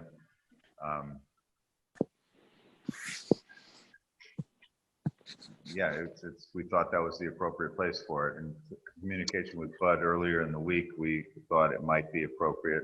I think it is appropriate for us to add a line to civil preparedness that is just COVID related expenses, so that we can. That makes great sense.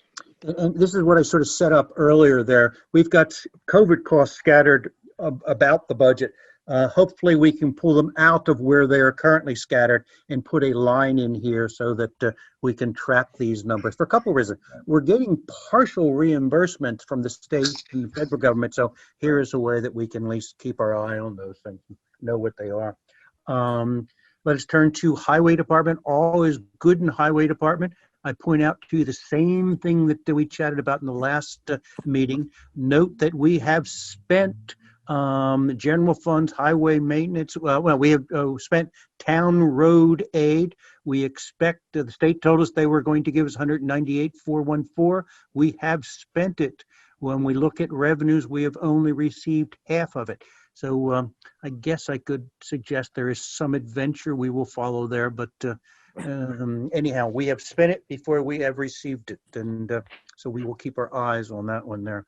Yeah, that's our first time with that. And not particularly happy about it, but we had the roads we needed to get done. So. I mean, again, as long as seems to me as long as our minutes reflect the fact that we know the Board of Finance is aware of these things, we will accept it as we'll go forward.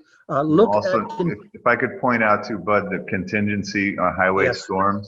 That's what I was going to do. Yes, take it. See that's over. The vast majority of that, if not all of it, was spent on ICASIS cleanup. And we have already applied for FEMA for money reimbursement for that, as well as some other expenses that are not reflected there, that are not expenditures, like use of our trucks, overtime for our people, and things like that. So I expect we will see some revenue from the federal government regarding that storm. Very good. This is what we bumped into last meeting. I get uncomfortable over expending a line item, but I see no alternative but to do it when it's for whatever good reasons we overexpend. Yeah, I don't know another way to do that. That's where that money should have come from. So that's where we took it from. I know no other way either, other than on a day-to-day basis. Kathy shouldn't be writing checks. She should confirm with Angus that he agrees that we could overspend, and then it is disclosed to us at the next meeting. That's the only thing that I can think of. All right, let's keep on going down here. Did I miss anything? General fund? Nope, can't think of anything here. Municipal Library, as I indicated before, look at the assistant salaries. There is a substantial savings there because of when the library was closed. Let's talk about COVID-related lifeguards. That's an attempt to be humorous, by the way.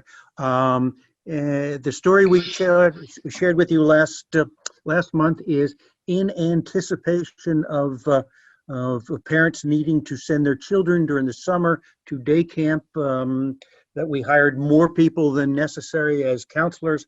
Turns out the demand for campers was not there. Consequently, we used some of those staff to sit out front and provide guidance to people coming into town hall. This is where they were charged, correct, Angus? That's Yes. why we're overcharged. Again, hopefully we will be able to bring more transparency to these numbers if we create a line item where we track COVID expenses. Again, we're doing well in that line. Political subdivisions. Note that most of our contributions go out almost in July, so that is why that line item is so low. Interest payments. Just as a story, remember our involvement with SCG and bringing gas down the town. We negotiated that we would expend our payments over, what do we say, 5 years or something. We usually make that after they make their payment. So we haven't made it yet, is the story I share with you. So, Bless you, Tom. Let's look at, Angus, why don't you take it on the elementary school maintenance? We have not yet spent that 15. Is that still intended to be paid? 15 for this year? Yeah, we've got a couple of small projects that Pete's going to undertake. All right. Good. And if you look at capital, we're pretty much on where we expected to be. We should comment on the fire department equipment. If you remember, they applied for a grant. We made a decision, it was a good decision, but anyhow, that they would apply for the grant and they would seek, is it breathing apparatus bottles? I forget the exact terminology. Yes, that's what it was. But we told them not to wait for the grant to be awarded, but to go out and get what they needed, which is why you see a portion of those. I think they had originally asked for 75 for this year. Why you see a portion of it. We have no answer on the grant yet, Angus, or we sort of have a negative nod yet? I have not seen anything. I know they have been awarding those grants, and I have not seen anything that says that we've been awarded it. Tim might be able to answer that. Tim still with us? I've lost on my video. Yep, I'm here. Okay. Yep, he's here. Yeah, I'm here. Yeah, as of, I think Adam reported it last week to us that he got the official notice that it was turned down. He was pretty bummed out. Okay. Did they give any reason, Tim? Check in with him. He was going to dig into it a little further and try to figure out if what needs to be improved, if you know where we can make changes and stuff. Yeah, well, we'll go right back for for more. Yeah. All right. Now, Tim, can you explain while you're right there still? That was a $70,000 is what was budgeted for outside of the grant to be expended, and right now it's at 36, I think, if I remember right. Yeah, there was we talked about that in an officers meeting last week. We're right in the midst of the packs themselves being a model change, and Adam was trying to figure out when the new ones would be available versus the old ones. So he was getting a bunch of information for our next officers meeting so we can make a decision on which direction we're going to go. Okay. All right. So we have committed. We did budget that the fire department would be able to incur. I believe the number was at 70, Angus, or Tim, or 75? 70? All right. And they will incur those costs, is what I'm hearing Tim say. We will not be getting the grant to offset the cost. So we'll take it there. All right. Let me get out of expenses here. And let me see if I can grab quickly, and we'll go over revenues here.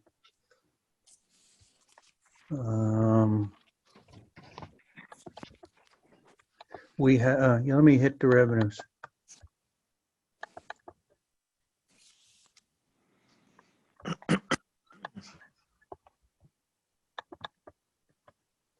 Revenues, there you go. Grand, and I just got the file, can't be found. All right. Do people see my revenues? No. Yeah. Not now. What did I magically do last time? He did. Great. How did I get screensaver? There you go. Let's try it this way. Oh, revenues. How about this? How about that? Can you see me? Can you see me, can you see me now? Yep. Can you see me down? All right, cool.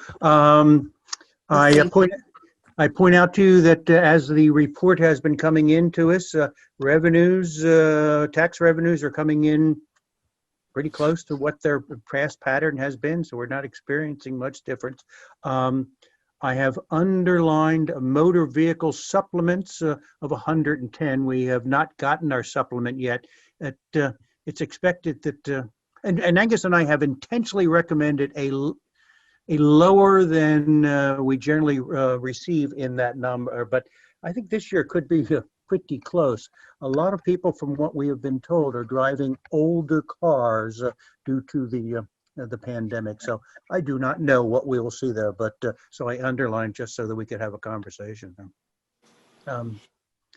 Now, I also wish to remind you, back when we put this budget together, we said that we would fund our current capital with a draw on our capital line.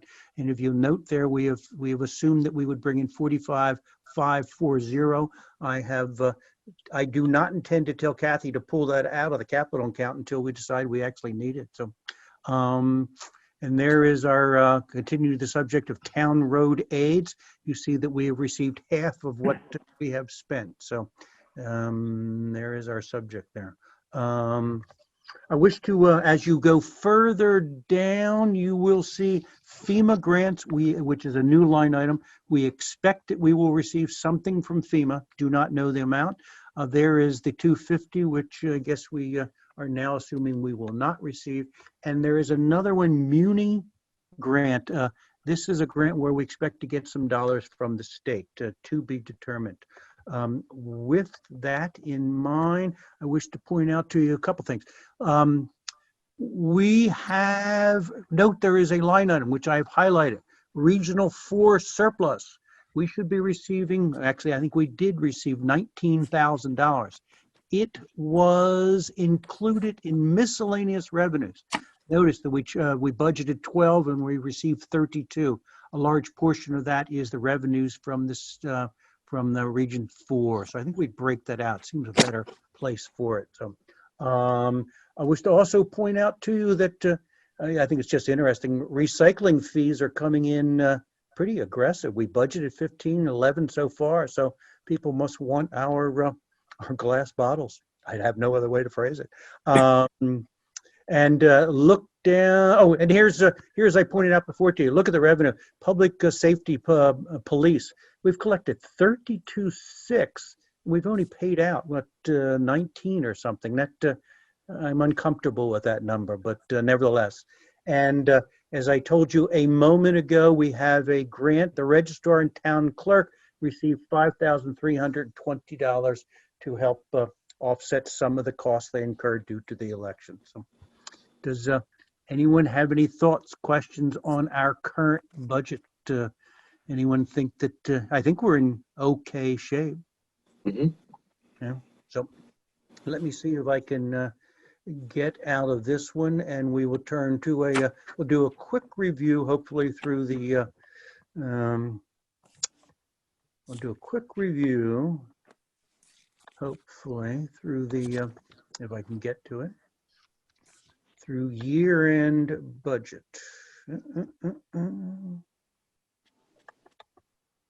Which I think we're going to do very well on. That's not it. I have to go through.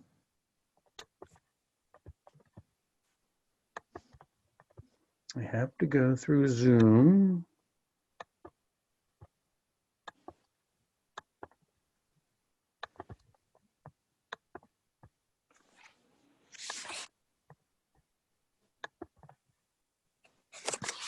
There you go. Oh, cancel.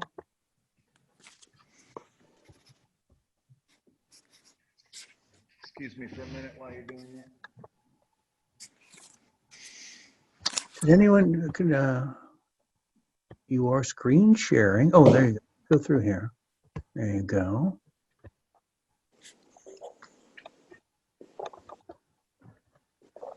All right. This is difficult to maneuver through.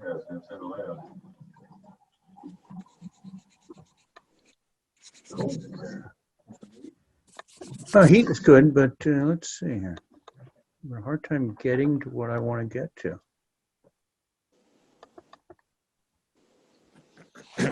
Like you're in new as opposed to open. Yeah. Current. Go to open, bud, and then walk down. Yeah, on your Okay. left. On my left, you want to go over here? Mhm. Okay. Yeah, that might be it. It's either that or home. There you go.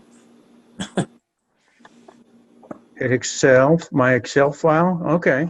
Back to the This right, should top. be it. This should be it. Meeting estimated total. Notes.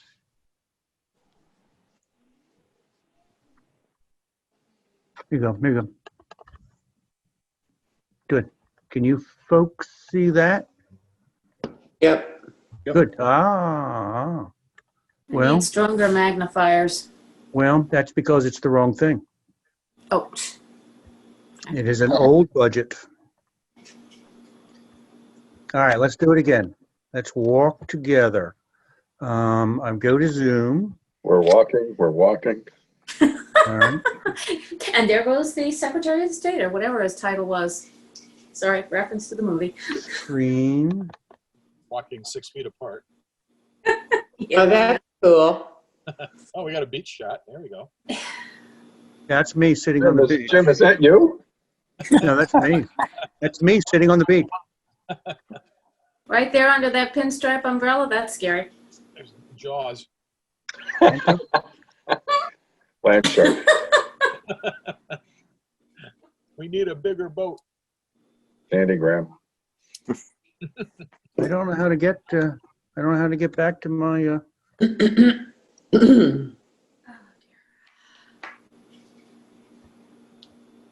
There you are. There you go. What do you want? Your meeting notes or? You were in the November Estimated 24 meeting surplus? estimated surplus. Draft of the working budget, is that what you were looking for? This isn't it. That's an old one. That's It's an old one. 2020.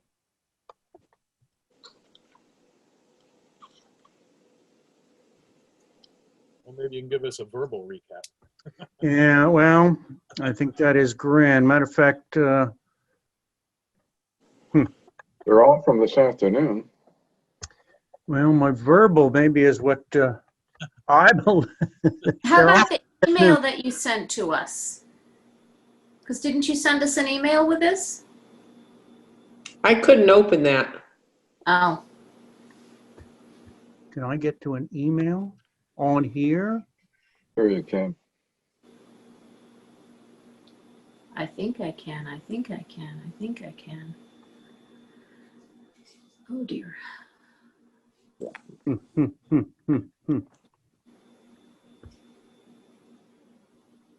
Let's see if I can or not.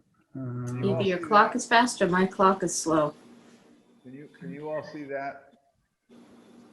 Yep. Yeah, make it a little bit bigger, but yes. And Angus, is Angus sharing? I'm trying. Yeah, to- he's but this sharing- Are you trying to share expenses? Yes. For July 19 through June 20? Yes. Okay, that's what I have on the screen now, if you can all see it. Yep. Nothing.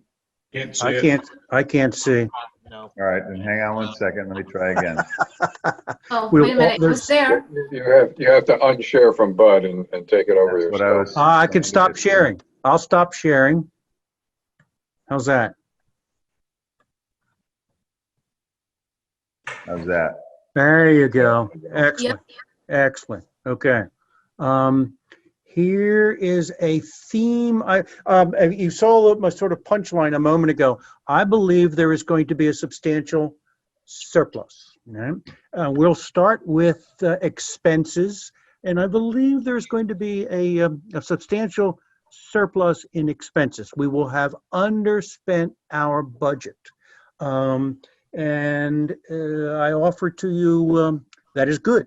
We've underspent our budget. other than it's a big number, and I always get a bit uncomfortable with the big number, but watch, so let's start with a selectman, and I will start by pointing out to you a line item, such as selectman. We have overspent selectmen by $8,000, but as we go through the other items, you will be amazed how many we have underspent and the magnitude of this under expenditure. But while we are on selectmen, I would like to introduce you to a concept that we will deal with in our budgets. I think. Note how we have several salaries that have gone over their budget. I guess I would like to introduce somehow that as in the next year's budget, that we can't overspend budgets unless Angus authorizes people to overspend budgets. I'm uncomfortable with over expenditures in those kind of line items, but not to be addressed at the moment, unless anyone wish to. Note the over expenditure of legal fees. We talked about that last month. That is the Planning and Zoning Board chatting with their attorneys. But with all those stories, I believe that the selectmen is pretty much close to being on budget. Elections is on budget. Angus, keep on going down. Look at the magnitude, $4,000. Look at town hall operations, if you can look at that. Town hall operations. Look at the magnitude of our under expenditure, much of it driven by the fuel. We made an assumption based on history and based on an assumption that the winters would be cold. There's a lot of dollars there in the fuel. Also in water and electricity, there's pretty good dollars. Look at town hall repairs. Angus just didn't get to some of the repairs. So no, I want to point out, there's almost $10,000 of town hall building repairs that is encumbered. The fellow was going to do some work on 2 roofs in town that he did not get to. Excellent. I say excellent. That is excellent. Good. So that number is a little high. Therefore, my surplus will be a little high. Very good. Just less than $10,000 high. Okay, it is good to know. Town hall. Let's look at town clerk. Again, you'll see that, and we went through quite a theater on the assistant's town hall clerk's assistant, which is so you know the story behind why it is over budgeted there. So Angus, if you can go down just a little bit to town hall, if you remember the theater, the stories, Amy switched her provider, assuming that she could save money and therefore incur the incremental cost for her assistant. If you look at the bottom line, she has saved about $3,000, which covers her assistant salary. But that is a tale that we have told already. Board of Finance, note that we did not spend about $5,555 of our budgeted Board of Finance fees. So we are communicating with the auditors on that. I think that's a mistake. Oh, you do? The auditors for not sending us a bill or something. We were contracted for them, so I think that. Okay, that is good. I had a conversation with Kathy, and she gave me the assurance it was done. But very good. Okay, we're still so some of these numbers are still in play. Is what we're finding out.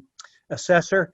And just to beat this theme to death, I am uncomfortable the assessor has exceeded her salary line item, but to be determined in the future. But look at the magnitude of the savings we have in the assessor. Same is true with the tax collector, much of it driven by the retirement resigning of her assistant. So keep on going down, Angus. I think that the tax assessor, you'll see that the bulk of that underspending was in school meetings. Yes. And also in the valuation appeals. We just did not get that many appeals, so we did not need to pay for them. Or due to pandemic, they did not attend school. So that's an excellent observation. Very good. All right, let's keep on. Angus, let's talk about special services contingency. We budgeted 12, incurred 5. Any stories there that we should share? No, we just didn't. Okay. Didn't have anything. And you'll notice the newsletter, we budgeted 20, spent 13, have 6 left. That is just couldn't get to everything. Right. Yep. We missed one.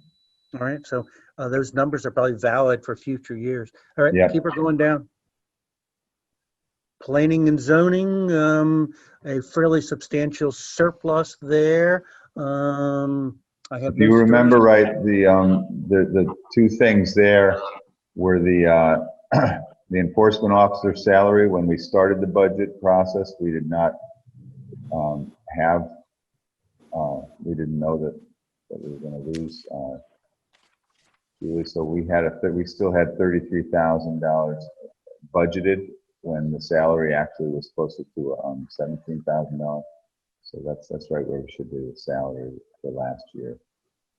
But the 12,000 reflects, well, let's say remain back. The 21 that we spent reflects the cost for the consultants within this budget year. Yes, there was some of that was spent for that. Some of that was spent on Julie. June, July, good. But look at the magnitude of the, I just wish to point out, look at the magnitude. Well, we've got 33.8. Remember they spent, remind me of the number, Angus, what they spent, about $20,000 for legal fees. And that is something we may wish to think about. In years past, and I take some pride in it, we moved all legal fees out of various committees' budget and put it to selectmen as a form of control.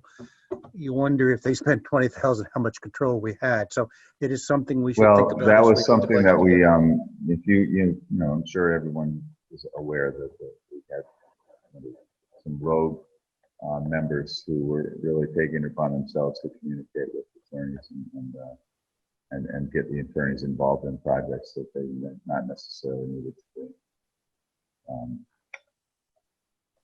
So I've already spoken with our current chairman and our current zoning enforcement people about this, and we're working pretty hard. We also are probably going to hire a different attorney, so that we will get billed more than once a year. And I think that while I think it's worth having a conversation about moving that back there, I do think it's fine to keep it where it is, so long as we have everyone cooperating. Okay, good. Building inspector is slightly over. I'm not sure what to say. That has happened before, but it is usually based on people demanding his time. So, Angus, want to keep on taking it down? Well, again, look, inland wetlands, we've got $8,000 left over. Insurance bonds, we've got $7,000 left over. Employee benefits, look at that, $74,000 is left unspent for the year. Yeah, that if you look at that, what do we got? We have the pension plan, which I think there was a miscommunication in the final budget number, and medical insurance. We did not have a finished number. We went in at 14%, which is what was projected when we were preparing our budget. That's right. And they did not call upon us for that much. So very good. Let's focus on police protection, a subject that we talked about often during the year. We budgeted the state trooper, the 233, which turned out to be higher than what we were actually charged. And you can see that we were charged $184,700. That provided some savings to us, and we used that to hire one or two additional officers. I can't remember at the moment, but we incurred cost, and you'll still see that we came out under budget there. If you want to take that down a little bit there. Yes.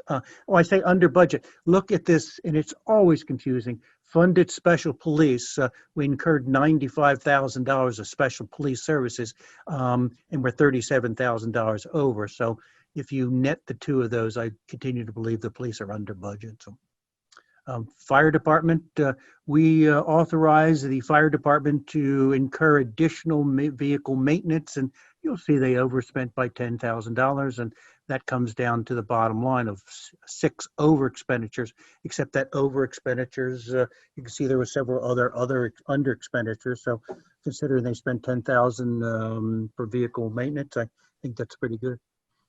Fire marshal's good, communication is good, civil preparedness, civil prepared. There is an over expenditure there. Angus, I assume that reflects the COVID-related Yes, things we yep. spent in April, in March, April. So let's focus on highway department, always of interest. Look at the magnitude of the under expenditures. I have no story to tell you other than the winter was not particularly cold. We did not have much snow. Therefore, the overtime that we usually incur for the crew, we did not have it there this year. So, Well, I will point out that the highway maintenance, general road and highway maintenance, yes, that 33,000 is encumbered. The work that we did on Kelsey Hill and the two parking lots, one at Flatwood and one at the landing, that work has not yet been completed. There's still one phase of that work to go, and so they haven't been paid until that gets completed. very good. Yeah, that's still in there. It should not be there. It should be encumbered. Yeah. Okay, Angus, keep taking it down. But before you go down, Valley Shore Communications, if that's a contract, why is their contract over? I don't see where you are. Just go yeah. half in the middle of the page, Yep, no, communications. I see it. Because we didn't have the right number in the budget. Yeah. Yeah, I'm assuming that's what that is. Yeah. Yeah, it's a small number, but we did not have the right number. Okay. Yes, that's correct. Okay. Take her down, as they say in the Navy. Look at our waste removal, and again, it's a fairly substantial surplus, I think, to you there.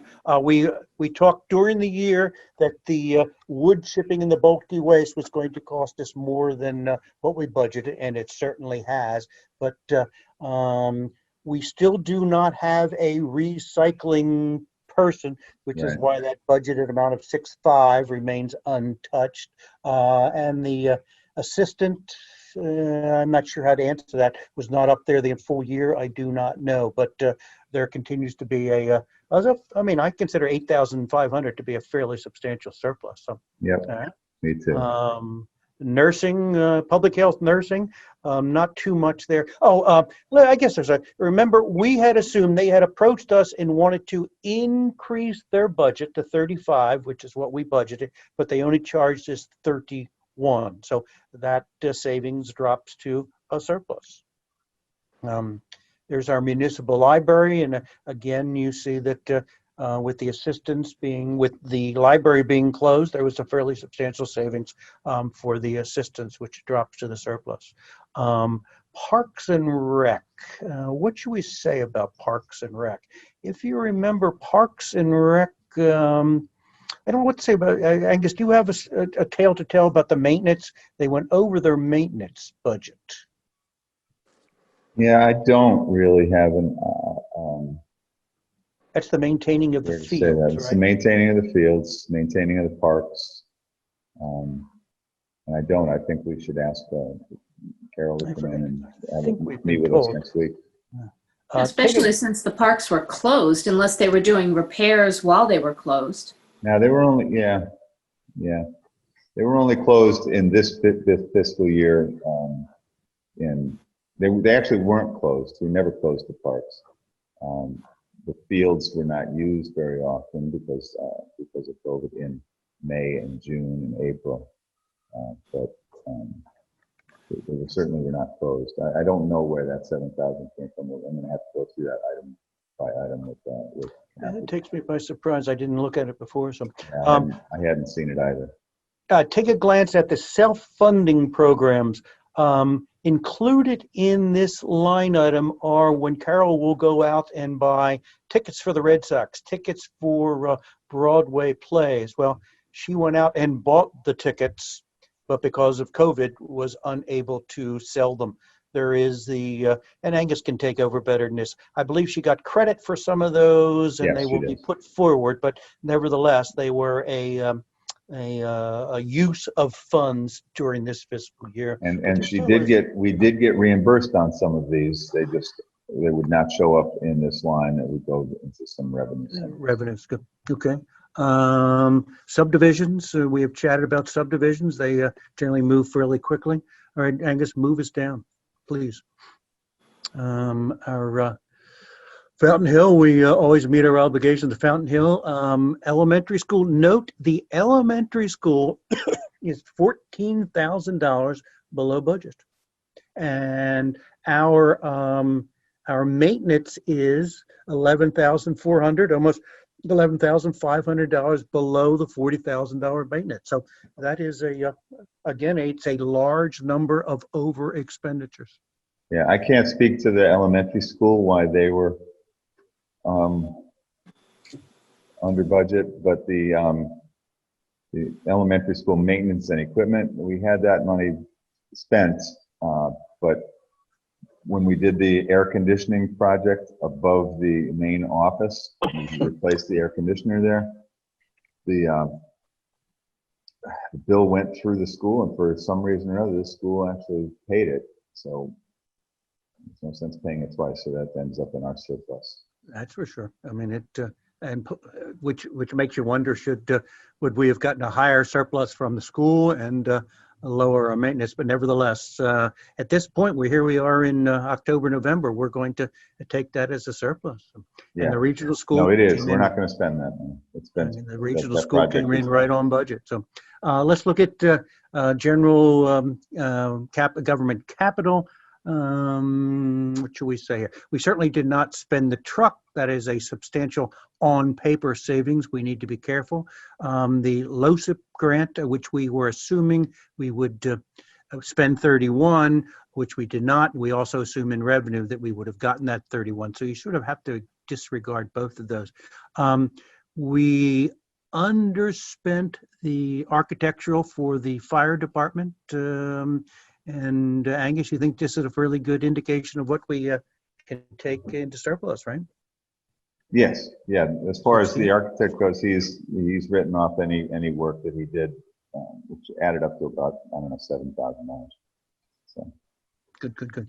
Let me see if I can take it down a little bit further. This gets a little confusing. If you can go down to the final number of our budget, notice we have about $1,005,000. If you subtract from that the $650 from fire department that we can't count on, 31 from LoSiP, the 31 that Angus is reserving, and the 10,000 he's reserving, that leaves us about a little less than $300,000 that we have underspent in expenses. Now, that is both good news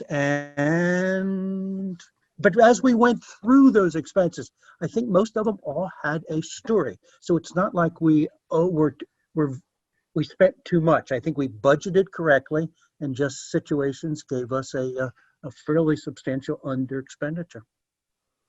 Unless anyone wishes to challenge that assumption. All right, Angus, can you bring up the revenues? I can, but I think we're going to have to take a break while I get to my computer and do that. So talk amongst yourselves. Okay. You think you can get to it? I don't think can I get to it? Let's see if I can get to it. I think I can. It's going to take me a second. It's all right. Oh, there's Jim again. Can I get to it? You are sharing. Who's that woman you're with, Jim? Oh dear. Getting punchy at the end of the night here. Yeah. What time is it? I can't seem to move around. I don't know. It's past my bedtime. I can tell you that. Kim calls it her pumpkin time. Oh, yeah. Yep. Where is this, bud? In New Jersey? That is New Jersey, yes. If I can click, that is Ocean City. Can I get out of this thing? Oh, here we go. My children found this. That is me sitting there in that chair right beside the lifeguard stand with my white hat on. That's me. My children found this on the internet. Oh, yeah. But I am not finding the revenues for She had to send them out. She had to send them out separately. So in summary, folks, we collected, let's see if I can do a summary for you.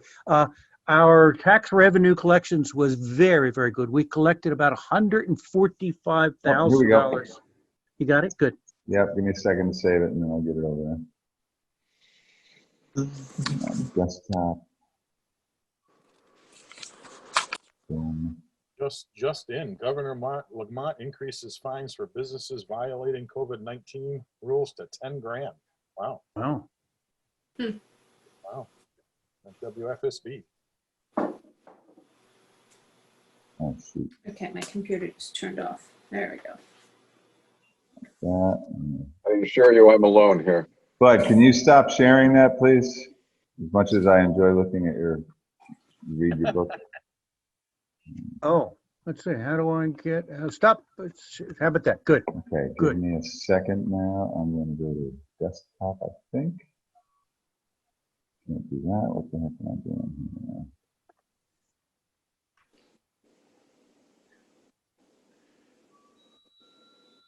That.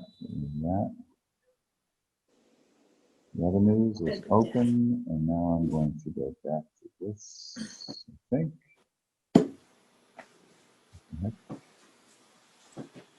Oh my goodness. Share screen. Yeah. Revenues. How's that? Can you see that? There you go. There you go. All right. Bump it up a little bit. Give yourself, up there in the clinic. Good. Cool. All There right. Again, I'll do a quick summary for you. If you had your calculator there, we collected about over $145,000 in revenue that we didn't expect. And by the way, including in that is that we budgeted, for instance, we budgeted tax relief for the elderly in the fire department of a certain dollar amount, and it came in less. But we've got $145,000 of tax revenues that we did not expect. So let's continue down to catch some of the bigger ones. Let's see. Building permits, look at that, $15,000, almost $16,000 more than we were expecting. Town clerk fees came in 27.5 more than budgeted. Tommy brought in short-term interest to be in excess of $32,000. Equalization grants, we got about $26,000 more than what we budgeted. Keep going down, and I'm just trying to call out the bigger ones. And again, look at the FEMA grant, which we did not budget for. We $3,000 coming in. Here's that mini grant. We got $3,000 coming in. So keep it going down there, Angus. I'm just trying to catch the big ones here. And Region 4, look at Region 4. Region 4 gave us back in that last year's calendar year $14,005, which we had not anticipated. And again, look at those recycling fees. They're coming in excess of our budget. Here, look at Park and Rec. They are at a shortfall. We chatted about that. They assumed that they would get in 101.5. They only got 74. I think that is a story that we've chatted about already. Miscellaneous revenues are coming in higher than expected. So I believe that number of about 310 at the bottom is a pretty good indicator of revenues in excess of what we budgeted. If you combine that number with the 300 plus I showed you before, I continue to feel confident that we will have a surplus of about at least $650,000 coming out of this budget year. Now, what I have not been able to do with great confidence, and I'd attempt to bring up a worksheet. I have a worksheet, but due to the fact of either my limitations or something, I believe that when you combine this budget surplus with prior budget surplus, we're going to have in excess of $2 million, $2.3 million, $2.4 million of surplus. If you place that as a percentage of the current budget, we will be in the 12, 13%, to have a surplus of 12 or 13%, which certainly meets the recommended guidelines that are offered to us by those who wish to offer to us. However, it's getting high, which sort of brings up what we talked about at the beginning. It is time probably for us to think about moving on that truck we made, a fire truck we made a commitment to. And once I get better numbers and able to put them up there, maybe we should either in this budget year or in our preparation of the next, maybe we should start putting more money aside into a capital funds, but to be determined, to be determined. But that's just what you and I spoke about, and I really like that idea of increasing our some monies into our capital budget, so we can start whittling away at some of the things that we need, like this, a sidewalk plow and things like that. Sidewalk plow, yes. Cool. Questions, comments, anyone? I think all is going well. We will Is there some? Go ahead. A question would be on several years back, few years back, we changed the heating system at the elementary school. Yes. And we had a loan out for that. And we've been paying on, I don't know, it was a 5-year note, if I remember correctly. Is there something like that that we could pay off? Does that help us? Does that hurt our credit rating? So, not going to hurt our credit rating at all. It wasn't a bond, it was a borrow. Say the last part again. I'm sorry. It was not a bond, that was a borrow. So pay it off early, that's fine. There's no penalty for that. There's certainly something we can think about. That is correct. Yeah. Okay. Let me get a better estimate. Well, I do believe you should feel comfortable thinking that we will come out of the June 30 year with about $650,000. Now, what do we want to do with it? If anything, we could talk about. So I think that we have gotten to where, earlier than I had anticipated, but we've gotten to where I wanted to be, which was 10 to 12% of our budget with our surplus. It's where we needed to be. It's probably high, but it's a good spot for us to be in. I am a little frustrated with the size of the surplus, but when we go through line by line, it's generally understandable. It's more understandable for me. Some of the monies just didn't get spent. And more importantly, revenues came in that were over anticipated.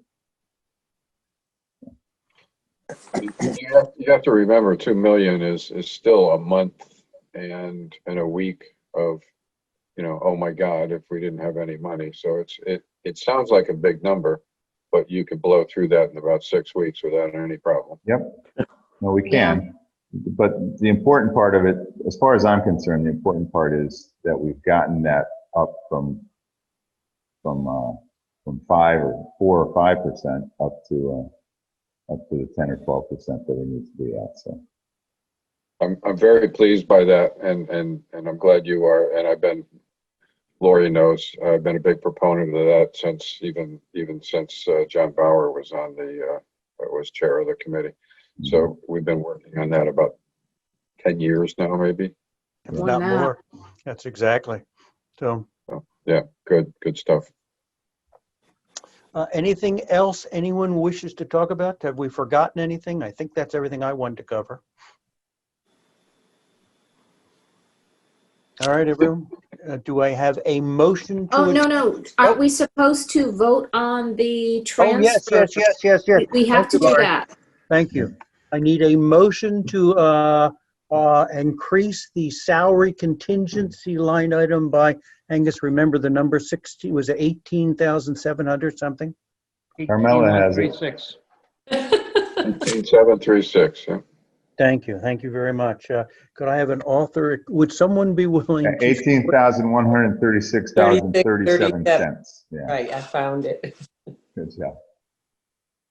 136.37. Yes. Yep. Okay, thank you. So you need a motion to do what, Bud? To use that number that we just commented on to increase the salary contingency line in the employee benefits. And this will go to the town meeting on December 8th? Yep. December 8th, okay. All right, so I would make that motion. We have to cover that, those salaries. Thank you. I'll second it. Thank you. All those well, hold on. Any additional discussion? Now, Carmela, you had some questions on Accrued benefit. Do we have any policy in place in the town structure, organization, whatever, that does not allow employees to pile up time and hours for their benefits when they retire? Yes, we do. We have limits on how much they are allowed to accrue. They're not allowed to accrue vacation, but they are allowed to accrue sick time. They are allowed to accrue sick time, but not vacation. How much sick time? I don't remember. I think we reduced it from what it was. Dwayne might remember. I thought it was 170 hours is reduced to 100 hours. I thought it was 100 hours as well. Yeah, that rings a bell. All right, no further questions. I will call the vote. All those in favor? Aye. Please say aye. Thank you. Aye. Thank you very much. Thank you, Laurie. I forgot all about that objective. All right, can I have a motion to adjourn? So moved. Well, Hold on. wait. Do you have to you sent out a whole document about switching line items too.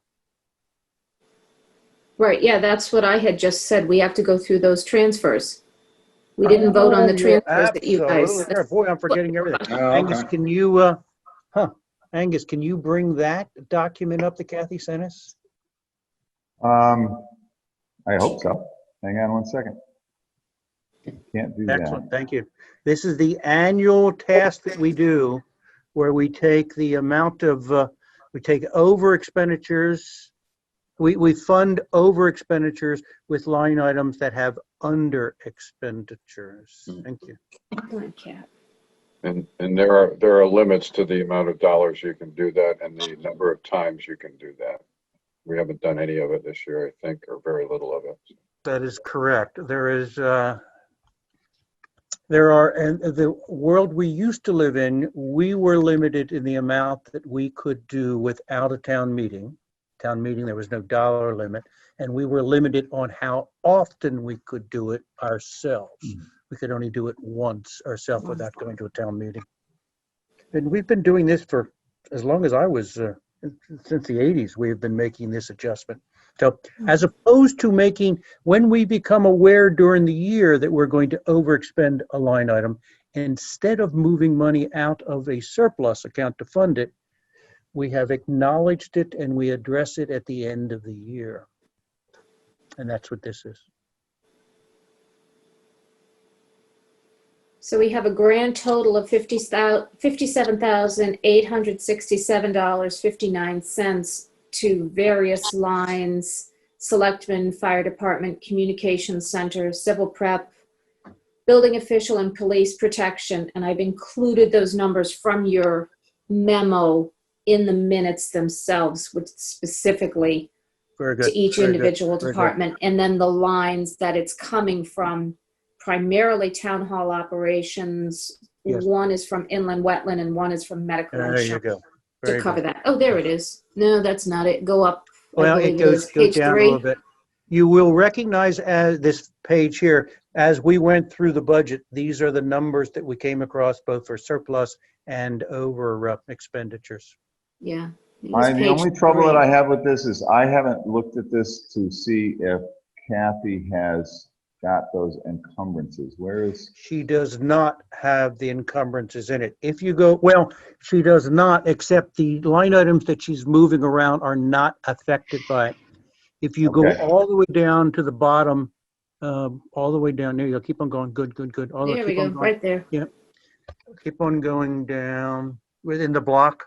You'll see in the block, she identifies differently than I do, 694,887 as a surplus.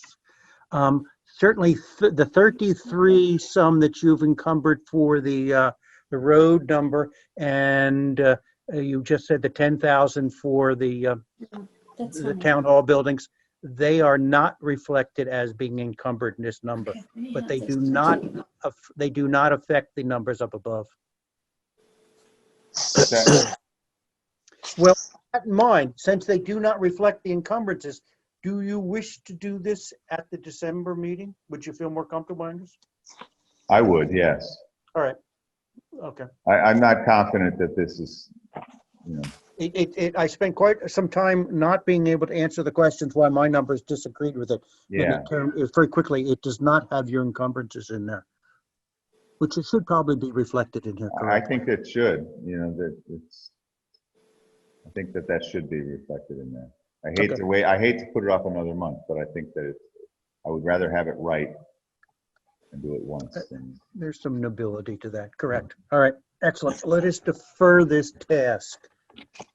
Let us defer this task until next month or next meeting. Good. Thank you. All right. Folks, is there anything else I am forgetting?